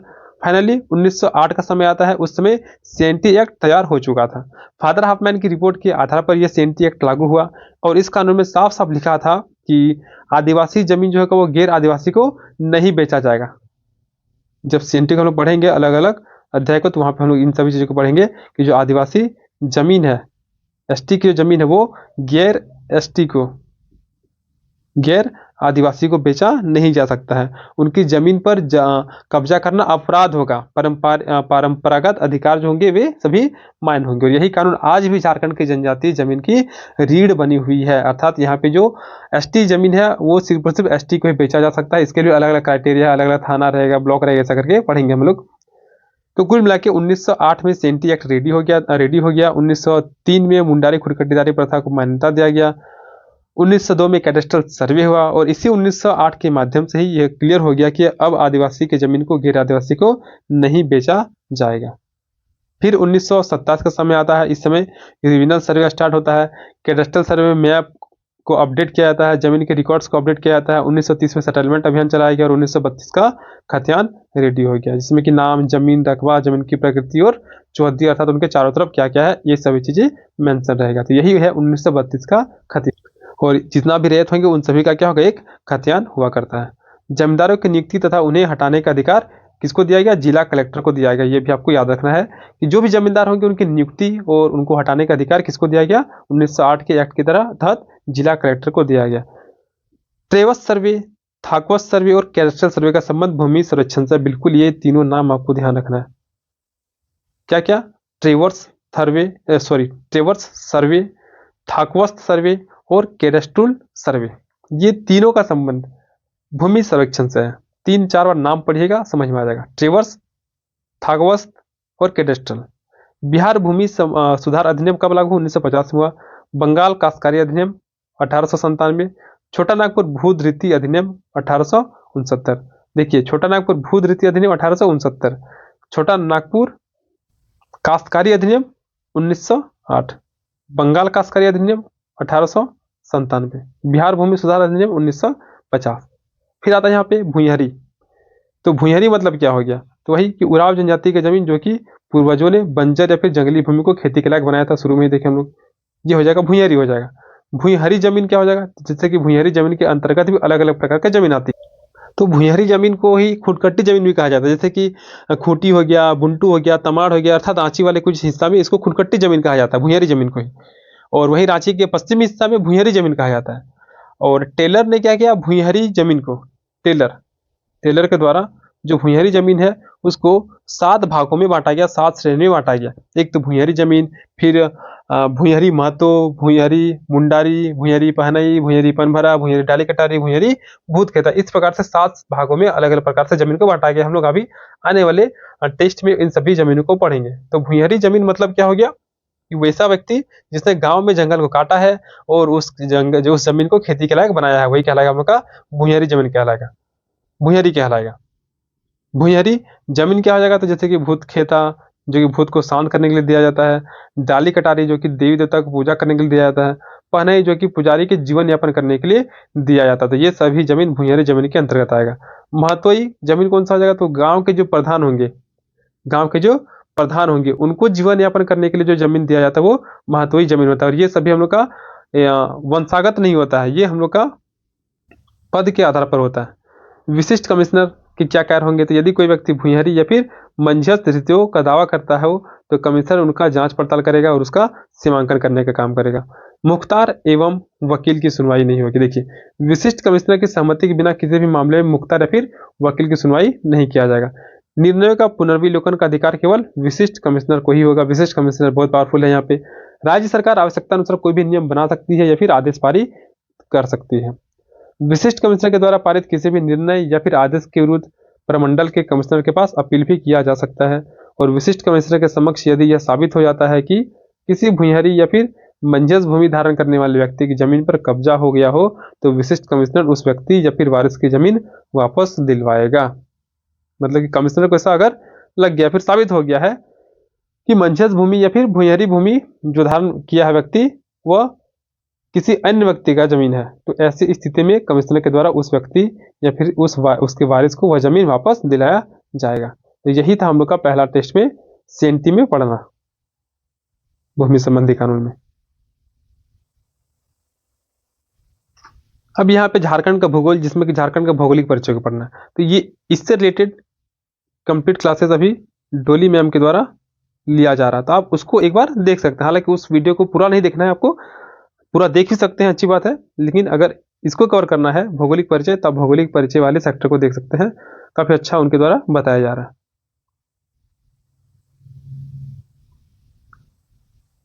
अब आता है झारखंड की औद्योगिक नीति 2001। तो झारखंड राज्य का गठन हो गया 15 नवंबर 2000 में।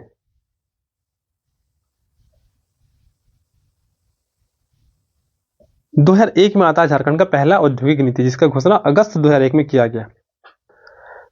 तो अगस्त 2001 में झारखंड का औद्योगिक नीति का घोषणा हुआ, जो कि मार्च 2001 में अधिसूचित हुआ था 5 वर्ष के लिए, लेकिन 2011 तक यह क्रियाशील रहा। औद्योगिक नीति आया कितने साल के लिए? 5 साल के लिए, लेकिन 2011 तक यह औद्योगिक नीति क्रियाशील रहा। इस औद्योगिक नीति का प्रमुख उद्देश्य क्या था? तो राज्य में आधारभूत संरचना का विकास करना था, पूंजी निवेश को प्रोत्साहित करना था, लघु और कुटीर उद्योग का विकास करना था। अब उद्योग लगेगा तो रोजगार भी बढ़ेंगे, तो रोजगार सृजन, औद्योगिकीकरण में निजी क्षेत्र की भागीदारी को प्रोत्साहन देना था। क्यों कि 1991 में भारत में LPG रिफॉर्म हो चुका है, तो अब यहाँ पे प्राइवेटाइजेशन को बढ़ावा देना था। जो बीमार इकाई है उनको फिर से पुनर्जीवित करना था और प्रशासनिक एवं कानूनी सुधार करना था। तो 2001 में झारखंड के निर्माण होने के बाद झारखंड की पहली औद्योगिक नीति अगस्त 2001 में घोषित होती है, जो कि 5 वर्ष के लिए होती है, लेकिन यह 2011 तक क्रियाशील रहती है। मुख्य उद्देश्य क्या हो गया? इंफ्रास्ट्रक्चर डेवलप करना है, रोजगार लाना है, लघु और कुटीर उद्योग का विकास करना है, प्राइवेट सेक्टर को बढ़ावा देना है, साथ ही साथ जो रुग्ण इकाई है उनको पुनर्जीवित करना है और प्रशासनिक और कानूनी सुधार लाना है। लक्ष्य क्या था? तो 10% की विकास दर के साथ राज्य में घरेलू और विदेशी पूंजी निवेश के लिए अनुकूल वातावरण का निर्माण करना था। ये ध्यान रखना, 10% की विकास दर हासिल करना था यहाँ पे पहला औद्योगिक नीति में। परिणाम क्या आया? तो भूमि बैंक का स्थापना हुआ, निवेशक को 30 वर्षों के लिए भूमि लीज पर दिया गया और वार्षिक किराए की सुविधा के साथ भी भूमि आवंटित किया गया। मेगा विकास केंद्र बरही और हजारीबाग में बनाया गया। माइक्रो उद्योग ईच ब्लॉक ऑफ झारखंड। देखिए कुल मिला के क्या हो गया यहाँ पे कि भूमि बैंक का स्थापना हो गया, जो निवेशक थे उनको अब जमीन जो था वो लीज पर दिया गया, किराए पर दिया गया, 30 वर्ष के लिए लीज पर दिया गया। मेगा विकास केंद्र बनाया गया, कहाँ पे? बरही और हजारीबाग में। फिर मिनी डेवलपमेंट सेंटर के तहत तसर रेशम पार्क का स्थापना किया गया, कहाँ कहाँ पे? चाईबासा और गोड्डा में किया गया। फूड प्रोसेसिंग पार्क रांची और दुमका में, प्लास्टिक पार्क कोडरमा में। इसके अलावा एक प्लास्टिक पार्क आपको देवघर में भी देखने को मिलेगा। तो तसर रेशम पार्क कहाँ पे हो गया? चाईबासा गोड्डा में। फूड प्रोसेसिंग पार्क आपका हो गया रांची और दुमका में। तो रांची हो गया हम लोग का राजधानी, दुमका हो गया हम लोग का उप राजधानी। दोनों जगह पे क्या है? फूड प्रोसेसिंग पार्क है।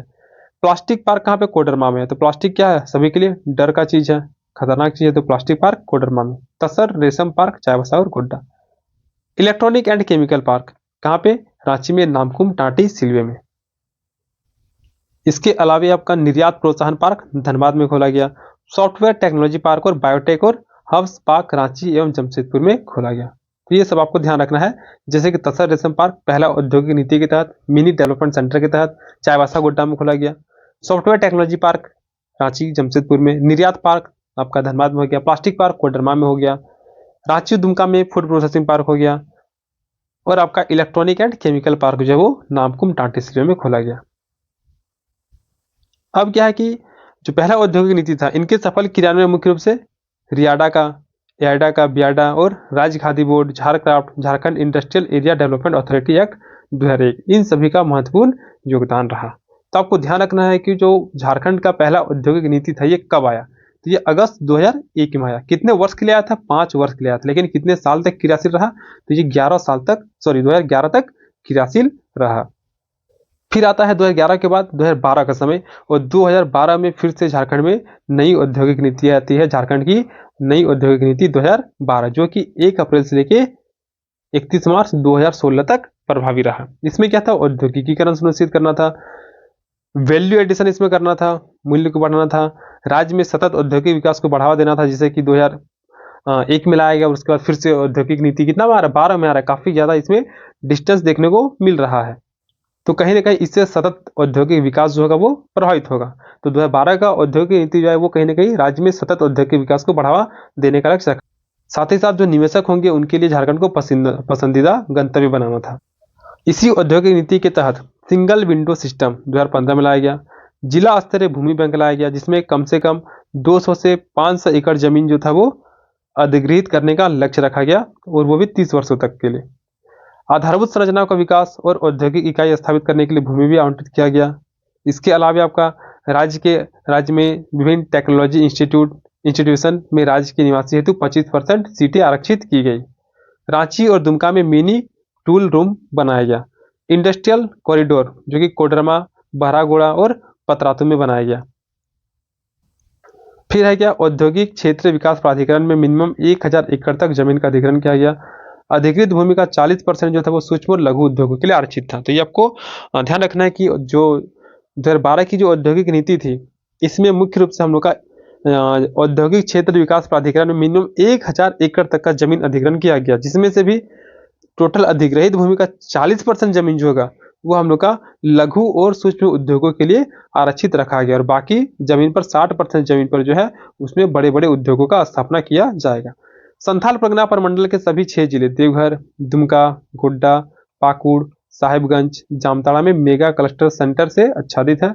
योजना के अंत अर्थात वर्ष 2021 तक 25,000 हैंडलूम कार्य करने लगेंगे और 1,00,000 जुलाहों को लाभ मिलेगा।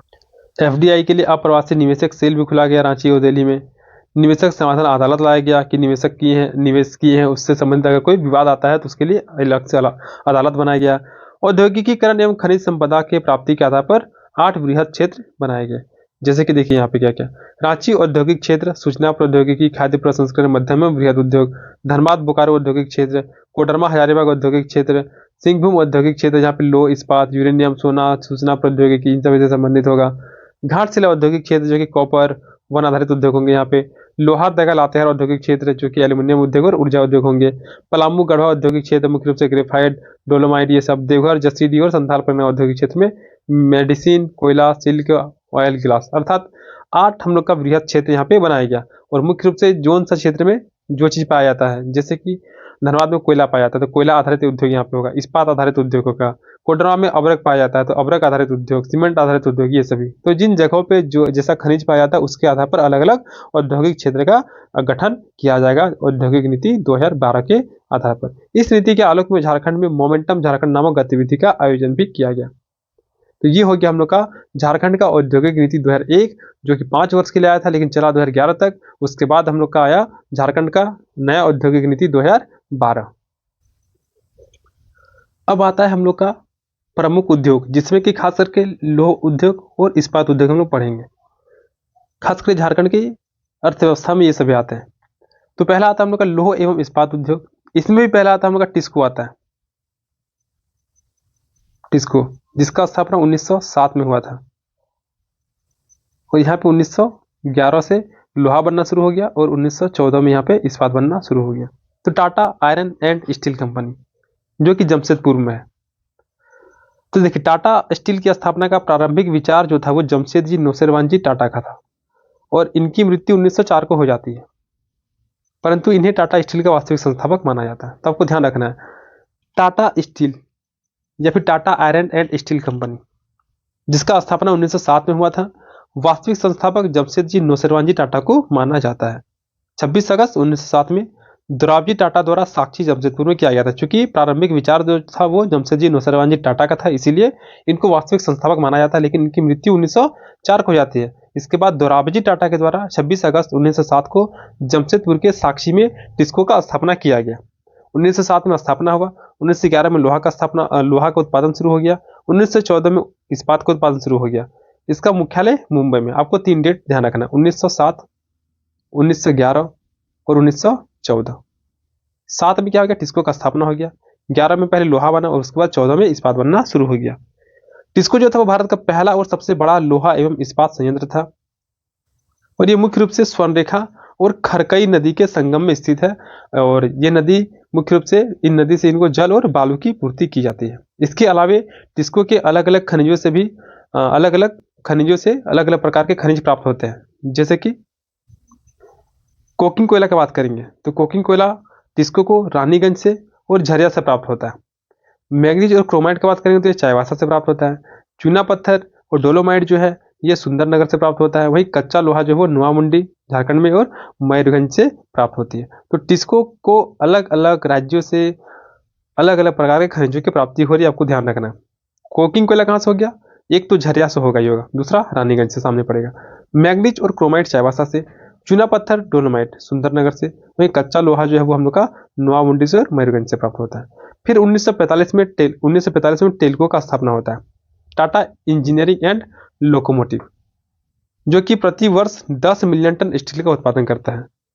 और इसके दूसरे चेयरमैन JRD टाटा को वर्ष 1992 में भारत रत्न से सम्मानित किया गया, जबकि रतन टाटा को 2008 में पद्म विभूषण से सम्मानित किया गया है। और इससे निकटतम बंदरगाह जो है वो कोलकाता बंदरगाह। तो देखिए वास्तविक संस्थापक कौन हो गए, तो जमशेदजी नौशेरवान जी टाटा जो कि 1904 में मर जाते हैं। 1907 में दोराबजी टाटा के द्वारा साक्षी जमशेदपुर में इसका स्थापना किया गया। JRD टाटा का संबंध भी इसी से है जो कि टिस्को के दूसरे चेयरमैन बनते हैं। 1992 में इनको भारत रत्न दिया जाता है। 2008 में इनको पद्म विभूषण से सम्मानित किया जाता है। टिस्को से सबसे निकटतम बंदरगाह जो है वो कोलकाता बंदरगाह है। हावड़ा ब्रिज रविंद्र सेतु का निर्माण 1942-43 में इसी के द्वारा उत्पादित स्टील से किया गया। 2005 में टिस्को का नाम बदलकर टाटा स्टील कर दिया गया। तो टिस्को या फिर टाटा स्टील, ये दोनों क्या है, सेम नेम है।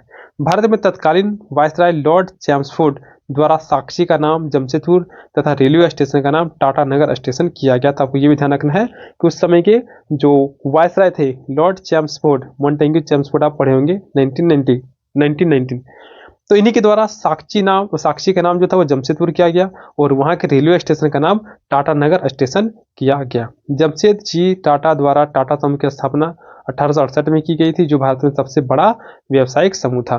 तो यहाँ पे आपको मुख्य रूप से ध्यान क्या रखना है, सबसे पहला कि टिस्को का स्थापना कब हुआ, टिस्को में लोहा का उत्पादन कब शुरू हुआ, टिस्को में इस्पात का उत्पादन कब शुरू हुआ, टिस्को का वास्तविक संस्थापक कौन थे।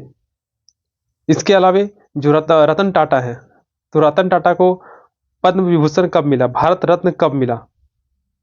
साथ ही साथ जो टेल्को है उसका स्थापना कब हुआ, 1945 में हुआ। फुल फॉर्म भी थोड़ा सा ध्यान रखिएगा, टाटा इंजीनियरिंग एंड लोकोमोटिव। सबसे निकटतम बंदरगाह कोलकाता है। इसके अलावा और भी बहुत सारी कंपनियां हैं जो कि टाटा समूह के द्वारा संचालित की जाती है, जैसे कि the tin plate of India 1920 में इसका स्थापना किया गया था जमशेदपुर में। नाम पे एक टीन है तो ये टीन प्लेट का उत्पादन करता है। टाटा पिगमेंट कहाँ पे कब हुआ था, 1927 में हुआ था जमशेदपुर में। क्या उत्पादन करता है, लो ऑक्साइड उत्पादन करता है। टेल्को कब, 1945 में। Tata Motors and locomotive company कहाँ पे, जमशेदपुर में, वाहन का उत्पादन करता है। फिर TRF 1962, Tata Robbins and Fraser, तो ये 1962 में इसका स्थापना हुआ है। इस कंपनी को यूएसए तथा यूके की कंपनी द्वारा वित्तीय सहायता दी गई थी। तो ये भी आपको ध्यान रखना, जो टीआरएफ है इसको यूएसए और यूके इन दोनों के द्वारा वित्तीय सहायता प्रदान किया गया। टीआरएफ का गठन 1962 में हुआ। फिर है टायो रोल्स लिमिटेड, जो कि 1968 में स्थापित किया गया। उत्पादन किया फोर्ज और कास्ट रोल का। पूरा नाम क्या था, टाटा योदो गावा। इस कंपनी की स्थापना जापान के योदो गोवा स्टील वर्क्स व निसो आईवाई कॉरपोरेशन के सहयोग से इसका स्थापना किया गया था। तो ये हो गया हम लोग का टिस्को से संबंधित जो भी मुख्य प्रावधान थे वो चीजें। अब आता हम लोग का बोकारो स्टील प्लांट, जो कि 1964 में स्थापित हुआ है। तो ये आपको बिल्कुल ध्यान रखना है, 1964 में कहाँ पे, बोकारो के माराफारी में हुआ है। तृतीय पंचवर्षीय योजना के समय हुआ है। तो बोकारो स्टील प्लांट जो है वो भारत का दूसरा लौह इस्पात उद्योग है। स्थापना तीसरा पंचवर्षीय योजना के दौरान हुआ है। कहाँ पे हुआ है, बोकारो में हुआ है। बोकारो में कहाँ पे हुआ है, तो बोकारो के माराफारी में हुआ है। बोकारो के माराफारी में हुआ है। और यह संयंत्र स्टील अथॉरिटी ऑफ इंडिया के अंतर्गत है, सेल के अंतर्गत कार्य करता है। सीजीएल के एग्जाम में पूछा गया ये वाला। 1972 में आग की भट्टी का स्थापना हुआ है। 1974 में उत्पादन यहाँ पे शुरू हो गया। तो 64 में यहाँ पे स्थापना हुआ और 10 साल बाद 74 में उत्पादन शुरू हो गया। बोकारो स्टील प्लांट जो है ये भारत का पहला स्वदेशी स्टील प्लांट है। यह बोकारो के माराफारी नामक स्थान पर स्थित है, जो कि रूस के सहयोग से बनाया गया है। उस समय के सोवियत संघ के सहयोग से बनाया गया, इसीलिए इंपॉर्टेंट हो जाता है। बोकारो स्टील प्लांट सोवियत संघ के सहयोग से बनाया गया।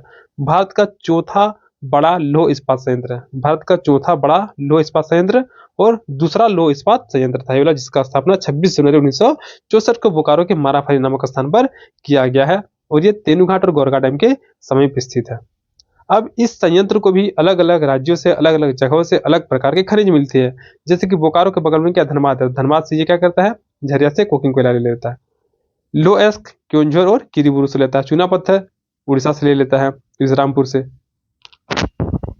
और जल जो है वो तेनुघाट डैम या फिर गोरखा डैम से मिल जाता है।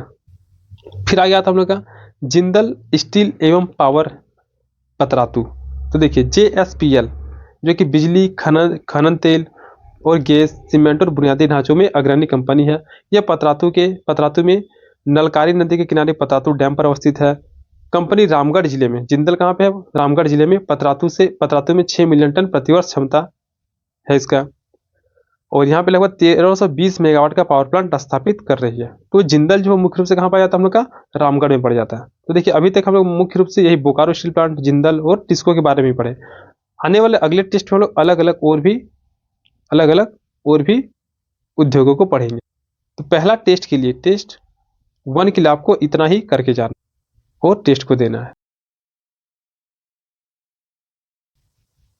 अब आगे है झारखंड की योजनाएं। इसमें हम लोग का सामाजिक सुरक्षा से संबंधित योजनाएं हैं। जैसे कि सबसे पहले आता है हम लोग का डिवाइन योजना। डिवाइन का फुल फॉर्म हो गया dignity to vulnerable individuals for nurturing with empathy, मतलब कि कमजोर और जो जरूरतमंद लोग हैं उनको सम्मान और सहानुभूति के साथ सहायता देना। कमजोर और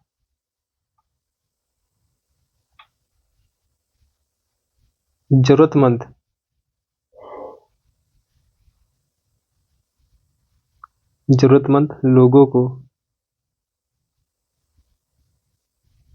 सम्मान व सहानुभूति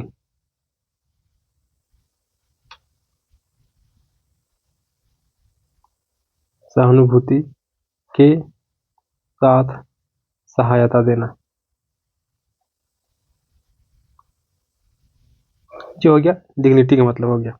इसका शुरुआत 2021-22 के बीच में हुआ था। देखिए डिवाइन योजना क्या है, तो यह एक ऐसा योजना है जिसका उद्देश्य उन सभी लोगों का मदद करना है जो कि कठिन परिस्थिति में जीवन बिता रहे हैं, जैसे कि महिलाएं हो गए, महिलाएं, इसके अलावा हम लोग का बच्चा हो गया, इसमें विधवा महिलाएं आ गए हम लोग का, या फिर परित्यक्त महिलाएं आ गए, वृद्ध व्यक्ति आ गए, ट्रांसजेंडर आ गए, ये सभी शामिल हैं। तो ऐसे जरूरतमंद लोगों को पहचान करके सरकार उन्हें महिला बाल विकास और सामाजिक सुरक्षा विभाग की अलग अलग योजनाओं से जोड़ती है ताकि उनका सही समय पर मदद मिल सके। अब क्या है कि यह योजना जो है वो डिजिटल प्लेटफॉर्म, मतलब कि एक ऑनलाइन तरीके से और सिविल सोसाइटी की मदद से चलाया जाता है, यानी कि टेक्नोलॉजी और समाज दोनों मिलकर जरूरतमंद लोगों तक सहायता पहुंचाने का काम करता है। तो डिवाइन योजना जो कि 2021-22 में शुरू हुआ था, जिसका फुल फॉर्म हो गया dignity to vulnerable individuals for nurturing with empathy हो गया, हिंदी में कमजोर और जरूरतमंद लोगों को सम्मान और सहानुभूति के साथ सहायता देना। शामिल कौन कौन व्यक्ति है ये ध्यान रखिएगा। महिलाएं हो गए, बच्चे हो गए, विधवा हो गए, परित्यक्त महिलाएं हो गए, वृद्ध लोग हो गए और ट्रांसजेंडर व्यक्ति, ये सभी इस योजना में शामिल है। इसके बाद हम लोग का आगे आता है मुख्यमंत्री झारखंड अंतर्राष्ट्रीय प्रवासी श्रमिक अनुदान। यह योजना वर्ष 2021-22 में शुरू किया गया था।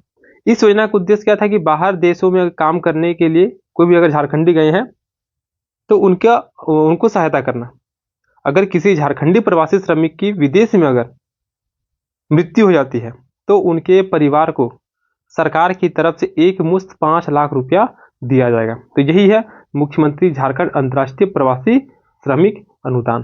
फिर आगे हम लोग का आता है, और यह जो पैसा जो मिलेगा 5 लाख, वह जिले के उपायुक्त के माध्यम से उनके परिवार को प्रदान किया जाएगा। ये भी ध्यान रखिएगा, कौन देगा? जिला का जो उपायुक्त होंगे वही इस पैसा को उनके परिवार को प्रदान करेंगे। फिर आगे आता हम लोग का सार्वजनिक पेंशन योजना। तो सार्वजनिक पेंशन योजना का शुरुआत 15 नवंबर 2021 को गुमला जिले से किया गया था। इस योजना के तहत झारखंड सरकार यह सुनिश्चित करेगी कि समाज के जितने भी बुजुर्ग हैं और जरूरतमंद व्यक्ति हैं उनको पेंशन मिलेगा। जैसे कि इसमें कौन कौन शामिल हो जाएंगे, तो 60 वर्ष से अधिक उम्र के वे सभी व्यक्ति या बुजुर्ग शामिल होंगे, या फिर दिव्यांगत व्यक्ति शामिल हो जाएंगे, निराश्रित व्यक्ति हो जाएंगे, विधवा महिलाएं हो जाएंगे, परित्यक्त महिलाएं हो जाएंगी। ये सभी मुख्य रूप से हम लोग का इस योजना के अंतर्गत आएंगे और इन सभी को सरकार के द्वारा हर महीने पेंशन भी प्रदान किया जाएगा। तो यही है सर्वजन पेंशन योजना। फिर आगे आता हम लोग का पत्रकार स्वास्थ्य बीमा योजना, जिसका शुरुआत 2021 में हुआ है। तो पत्रकार स्वास्थ्य बीमा योजना ये क्या है कि ये खासतौर पर पत्रकारों के लिए शुरू किया गया है। जितने भी पत्रकार हैं उन सभी के लिए इस योजना की शुरुआत किया गया है। इसके तहत 5 लाख रुपया तक का स्वास्थ्य बीमा पत्रकारों को दिया जाएगा और बीमा का जो प्रीमियम होगा उसका 80% वहन जो होगा वो झारखंड सरकार लेगी और 20% जो होगा वो पत्रकार को देना पड़ेगा। तो ये आपको ध्यान रखना है कि 80% झारखंड गवर्नमेंट के हाथ में है और 20% पत्रकार को स्वयं देना होगा। अब है कि इस योजना का लाभ किन किन को मिलेगा, जैसे कि जो पत्रकार के जो पत्नी होंगे या फिर पति होंगे उनको लाभ मिलेगा। साथ ही साथ अधिकतम 2 अविवाहित बच्चे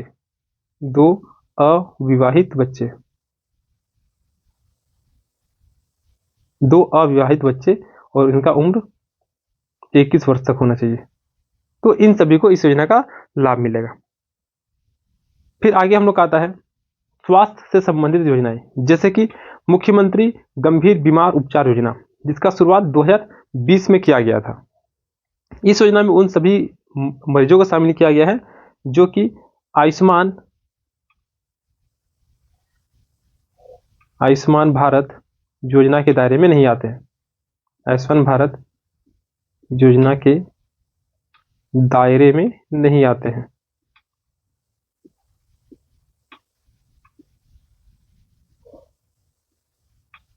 तो इन सभी को मुख्य रूप से मुख्यमंत्री गंभीर बीमार उपचार योजना के अंतर्गत शामिल किया गया है।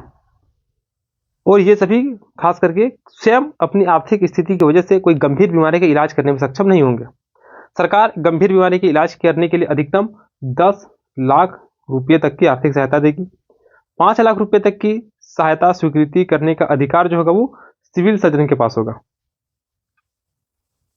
सिविल सर्जन 5 लाख तक का 5 लाख तक आवंटित करने का अधिकार जो होगा, स्वीकृति प्रदान करने का अधिकार सिविल सर्जन को होगा। और 5 लाख से अधिक अगर खर्च हो रही है, 10 लाख तक की राशि का स्वीकृति जो होगा वो स्वास्थ्य विभाग का होगा। 10 लाख तक की राशि का स्वीकृति स्वास्थ्य विभाग के द्वारा दिया जाएगा। तो ये आपको विशेष करके ध्यान रखना है। तो मुख्यमंत्री गंभीर बीमार उपचार योजना, जिसमें कि टोटल 10 लाख रुपया मिलेगा, अधिकतम 10 लाख। 5 लाख तक का अगर आपको उपचार होता है तो वो सिविल सर्जन के द्वारा स्वीकृति दिया जाएगा। और 5 लाख से ऊपर तक का है तो 10 लाख अगर है तो 10 लाख तक की राशि की स्वीकृति स्वास्थ्य विभाग के द्वारा दिया जाएगा। अगला है झारखंड गुड सैमरिटन पॉलिसी। इसका शुरुआत वर्ष 2020 में किया गया था स्वास्थ्य विभाग के द्वारा खास करके।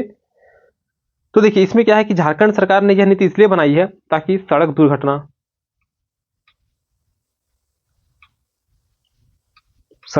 में जो भी घायल है उन सभी लोगों को मदद करने के लिए लोग बिना किसी डर के आगे आएंगे।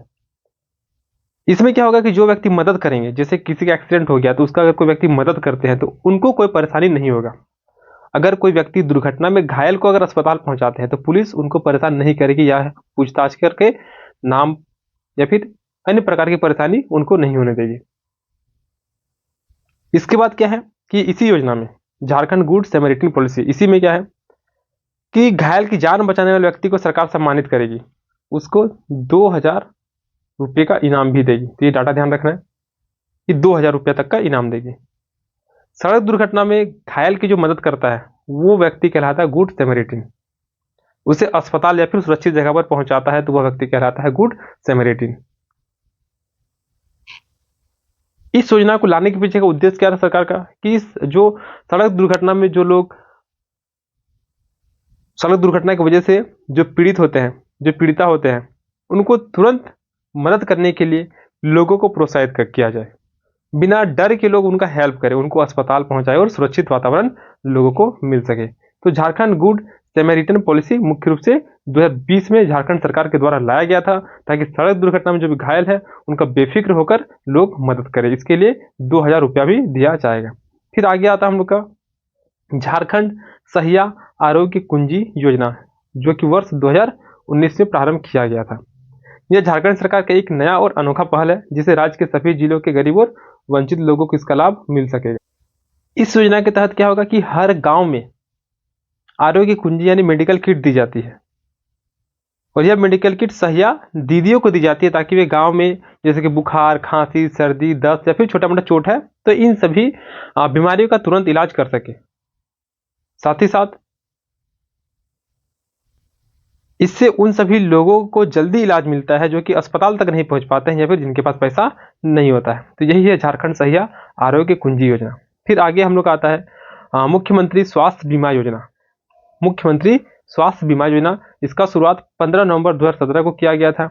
इसमें बीपीएल परिवारों को निःशुल्क स्वास्थ्य सेवाएं उपलब्ध कराना है और इस योजना का लाभ 80% वैसे बीपीएल परिवार को मिलता है जो राष्ट्रीय खाद्य सुरक्षा योजना के लाभार्थी हैं और शेष 20% जो है वो बीपीएल परिवार को इस योजना का लाभ देने हेतु 500 रुपया प्रीमियम राशि का भुगतान करना होता है।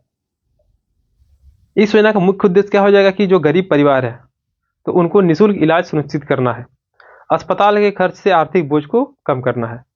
फिर आगे आता है पत्रकारों के लिए स्वास्थ्य योजना, जो कि 29 दिसंबर 2021 को लागू किया गया था। तो यह योजना, इस योजना के तहत झारखंड सरकार के जितने भी पंजीकृत पत्रकार हैं उनको 5 लाख रुपया तक का स्वास्थ्य बीमा दिया जाएगा। ये हम लोग पहले भी देख चुके हैं। तो ये हो गया हम लोग का पहला टेस्ट के लिए जितना भी योजना पढ़ना था, जैसे कि डिवाइन योजना, मुख्यमंत्री झारखंड अंतर्राष्ट्रीय प्रवासी योजना, सर्वजन पेंशन योजना, पत्रकार स्वास्थ्य बीमा योजना। फिर है मुख्यमंत्री गंभीर बीमार उपचार योजना, झारखंड गुड सैमरिटन पॉलिसी, झारखंड सहिया आरोग्य कुंजी योजना, मुख्यमंत्री स्वास्थ्य बीमा योजना और ये हम लोग का पत्रकारों के लिए स्वास्थ्य योजना। अब आगे आता है झारखंड में वन प्रबंधन। तो देखिए झारखंड में वन प्रबंधन की शुरुआत कब हुई? तो देखिए झारखंड में संगठित वन प्रबंधन का पहला प्रयास 1882 से 85 ईस्वी के बीच में J.H. हेविट के द्वारा किया गया था।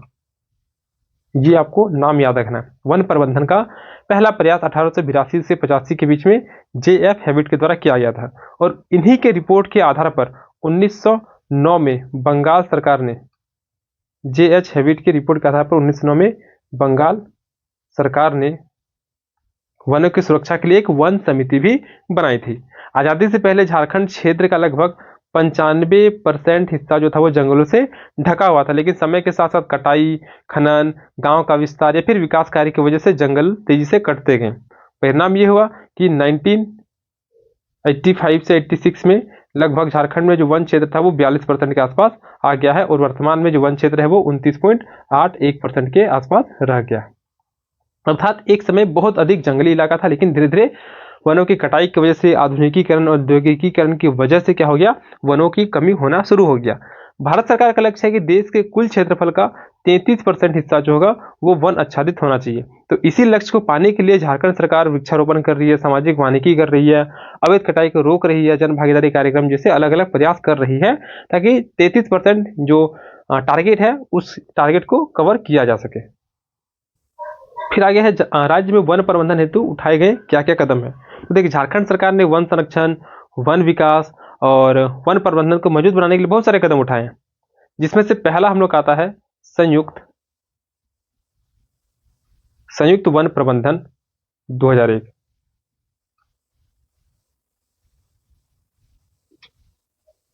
संयुक्त वन प्रबंधन 2001। तो आम जनता को जंगल बचाने के काम से जोड़ने के लिए संयुक्त वन प्रबंधन 2001 लागू किया गया था। इसके तहत 10,000 से अधिक वन प्रबंधन समितियां बनाई गई थी और इस समिति में लगभग 21,860 वर्ग किलोमीटर क्षेत्र में जंगलों की सुरक्षा और विकास का काम कर रही है। तो सबसे पहला आ गया संयुक्त वन प्रबंधन 2001, जिसमें कि 10,000 से अधिक वन प्रबंधन समिति बनाया गया और ये लगभग 21,860 वर्ग किलोमीटर क्षेत्र में जंगलों की सुरक्षा और विकास का काम करता है। दूसरा हम लोग का आ जाता है मुख्य वन संरक्षण अधिकारी का पद।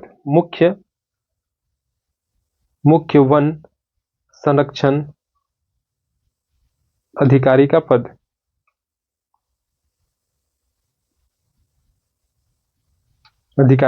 पद। तो राज्य स्तर पर बेहतर प्रबंधन करने के लिए मुख्य वन संरक्षण अधिकारी का पद बनाएगा। ये आपको ध्यान रखना है कि राज्य स्तर पर वनों का संरक्षण करने के लिए, बेहतर प्रबंधन करने के लिए मुख्य वन संरक्षण अधिकारी का पद बनाया गया। तीसरा आता है वानिकी कॉलेज की स्थापना। वानिकी कॉलेज की स्थापना। तो रांची के बिरसा कृषि विश्वविद्यालय में वानिकी कॉलेज खोला गया ताकि वन प्रबंधन के विशेषज्ञ को तैयार किया जा सके। देखिए, रांची स्थित बिरसा कृषि विश्वविद्यालय में वानिकी कॉलेज की स्थापना वन प्रबंधन के विशेषज्ञ तैयार करने के लिए हुई है। राज्य के 3,424 वर्ग किलोमीटर क्षेत्र में वन रोपण का लक्ष्य निर्धारित किए गए हैं। 9 लाख हेक्टेयर से अधिक बंजर भूमि पर वन रोपण का कार्य प्रारंभ किया गया है। फिर आगे है सामाजिक वानिकी को बढ़ावा देना। जैसे कि ग्रामीणों को ईंधन, चारा और लकड़ी उपलब्ध कराने के लिए सामाजिक वानिकी कार्यक्रम भी चलाया गया। फिर आगे है ग्रामीण मुख्यमंत्री जन वन योजना के तहत निजी भूमि पर वृक्षारोपण को प्रोत्साहित किया जा रहा है। राज्य के 100 से अधिक अस्थायी नर्सरी को तकनीकी रूप से उन्नत बनाया जा रहा है। स्वयं सहायता समूहों के माध्यम से ग्रामीणों को वनोत्पाद प्रसंस्करण प्रशिक्षण दिया जा रहा है। आधुनिक मशीनें उपलब्ध कराई जा रही है ताकि ग्रामीणों की आय बढ़ सके। बाकी आप लोग ये सभी पैराग्राफ खुद से पढ़ लीजिएगा एक बार। वायु प्रदूषण है तो वायु प्रदूषण को आपको खुद से पढ़ना है। आगे हम लोग आता है झारखंड में आपदा प्रबंधन। तो देखिए, आपदा क्या होता है। आपदा एक क्या घटना है जो कि अचानक से घटित होती है और इसका प्रभाव स्वरूप जीवन और संपत्ति की व्यापक हानि होती है, वही क्या कहलाता है आपदा। तो ये सडनली होता है चीजें और इसकी वजह से जान माल की हानि होती है। अब आपदा जो ये भी 2 प्रकार का, एक तो प्राकृतिक आपदा जैसे कि भूकंप हो गया, ज्वालामुखी, चक्रवात, सुनामी, आंधी, तूफान, सूखा, बाढ़, ये सब हो गया हम लोग का प्राकृतिक आपदा। इसके अलावा मानव जनित आपदा भी कुछ है, जैसे कि युद्ध हो गया मानव जनित आपदा, कुछ परमाणु घटना हो गया, रासायनिक घटना हो गया। तो ये सभी घटना हम लोग का मानव जनित आपदा के अंतर्गत आता है। तो आपदा क्या हो गया, एक घटना है जो कि अचानक घटित होता है और इसके परिणाम स्वरूप जान माल की हानि होती है। आपदा सामान्यतः दो प्रकार का होता है, एक प्राकृतिक आपदा, दूसरा मानव जनित आपदा। तो आपदा की भयावता को देखते हुए आपदाओं के घटित होने पर कार्रवाई करने की अपेक्षा आपदा के कुशल प्रबंधन पर अधिक जोर दिया जाता है। इसके तहत आपदा के पूर्व ही प्रबंधन उपायों द्वारा उनसे होने वाले नुकसानों को कम करने की कोशिश की जाती है। अर्थात अगर आपको पता है कि बरसात में बाढ़ आने वाला है, तो बाढ़ आने के बाद क्या क्या हो सकता है उसकी तैयारी बाढ़ आने से पहले ही हम लोग शुरू कर देंगे। पहले आता भूकंप आता है, तो भूकंप की दृष्टि से झारखंड राज्य को न्यून जोखिम वाले क्षेत्र में रखा जाता है। ये आपको बिल्कुल ही ध्यान रखना है कि झारखंड जो भूकंप की दृष्टि से न्यून जोखिम वाले क्षेत्र में आता है।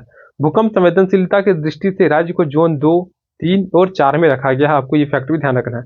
जोन 2, 3 और 4 में झारखंड को रखा गया है। जोन 2 में कौन कौन आएगा? तो रांची, लोहरदगा, खूंटी, रामगढ़, गुमला, पूर्वी सिंहभूम और पश्चिम सिंहभूम, 7 जिला आएंगे। जोन 2 में 7 जिले, जोन 3 में 15 जिला और जोन 4 में 2 जिला आएगा। जोन 2 में 7, फिर 15 और फिर 2। बाढ़ से कितने जिले प्रभावित है? तो 11 जिले प्रभावित है। खास करके साहिबगंज वाला इलाका साइड हम लोग का बाढ़ आएगा, गंगा नदी उधर से पार होती है। तो गोड्डा, साहिबगंज, पाकुड़, ये सभी क्षेत्र जो है वो मुख्य रूप से बाढ़ प्रभावित जिले हैं। इसके अलावा पूर्वी सिंहभूम, पश्चिम सिंहभूम, सरायकेला खरसावां जो है वहाँ पे स्वर्णरेखा नदी की वजह से कुछ बाढ़ देखने को मिलती है। दामोदर नदी और बराकर नदी का जहाँ पर प्रभाव है उन सभी क्षेत्र में फिर से थोड़ा सा देखने को मिलेगा। कारण क्या है? तो मानसूनी वर्षा, क्योंकि झारखंड की जितनी भी नदी है वो मैक्सिमम मानसूनी नदी है, सोन नदी को छोड़कर। तो मानसूनी वर्षा अगर काफी ज्यादा होता है जिसकी वजह से नदियों का जलस्तर काफी ज्यादा बढ़ जाता है और वो धीरे धीरे हम लोग का मैदानी भागों में प्रवेश करना शुरू कर जाता है और बाढ़ का कारण बन जाता है। बाढ़ के कारण धान की फसलों पर प्रतिकूल प्रभाव भी पड़ता है। इसके अलावा परिवहन व्यवस्था, मानवीय स्वास्थ्य पर नकारात्मक प्रभाव भी डालता है। सूखा से 2400 जिला झारखंड का प्रभावित होता है। जैसे कि किसी क्षेत्र में सामान्य से कम वर्षा होने के आधार पर सूखा का वर्गीकरण किया जाता है। अब यहाँ पे आपको ये सभी बातें बिल्कुल ही ध्यान रखनी है। जैसे कि इसके तहत सामान्य से 25% से कम वर्षा होने पर सामान्य सूखा। तो सामान्य सूखा कब होगा? जब जितना वर्षा होती है उस वर्षा से 25% कम वर्षा अगर होती है तो वो कहलाएगा हम लोग का सामान्य सूखा। फिर 25 से 50% कम वर्षा अगर होता है तो इसको हम लोग मध्यम सूखा बोलेंगे।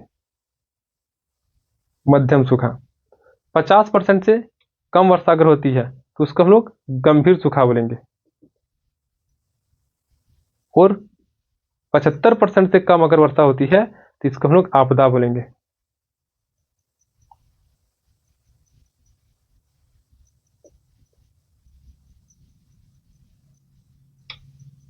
ये 4 चीजें। सामान्य सूखा कब होगा? जब सामान्य वर्षा से 25% कम वर्षा होगा तो सामान्य सूखा। 25% से 50% के बीच में अगर वर्षा होती है तो उसको हम लोग मध्यम सूखा बोलेंगे। 50% से कम वर्षा होती है तो उसको हम लोग गंभीर सूखा बोलेंगे।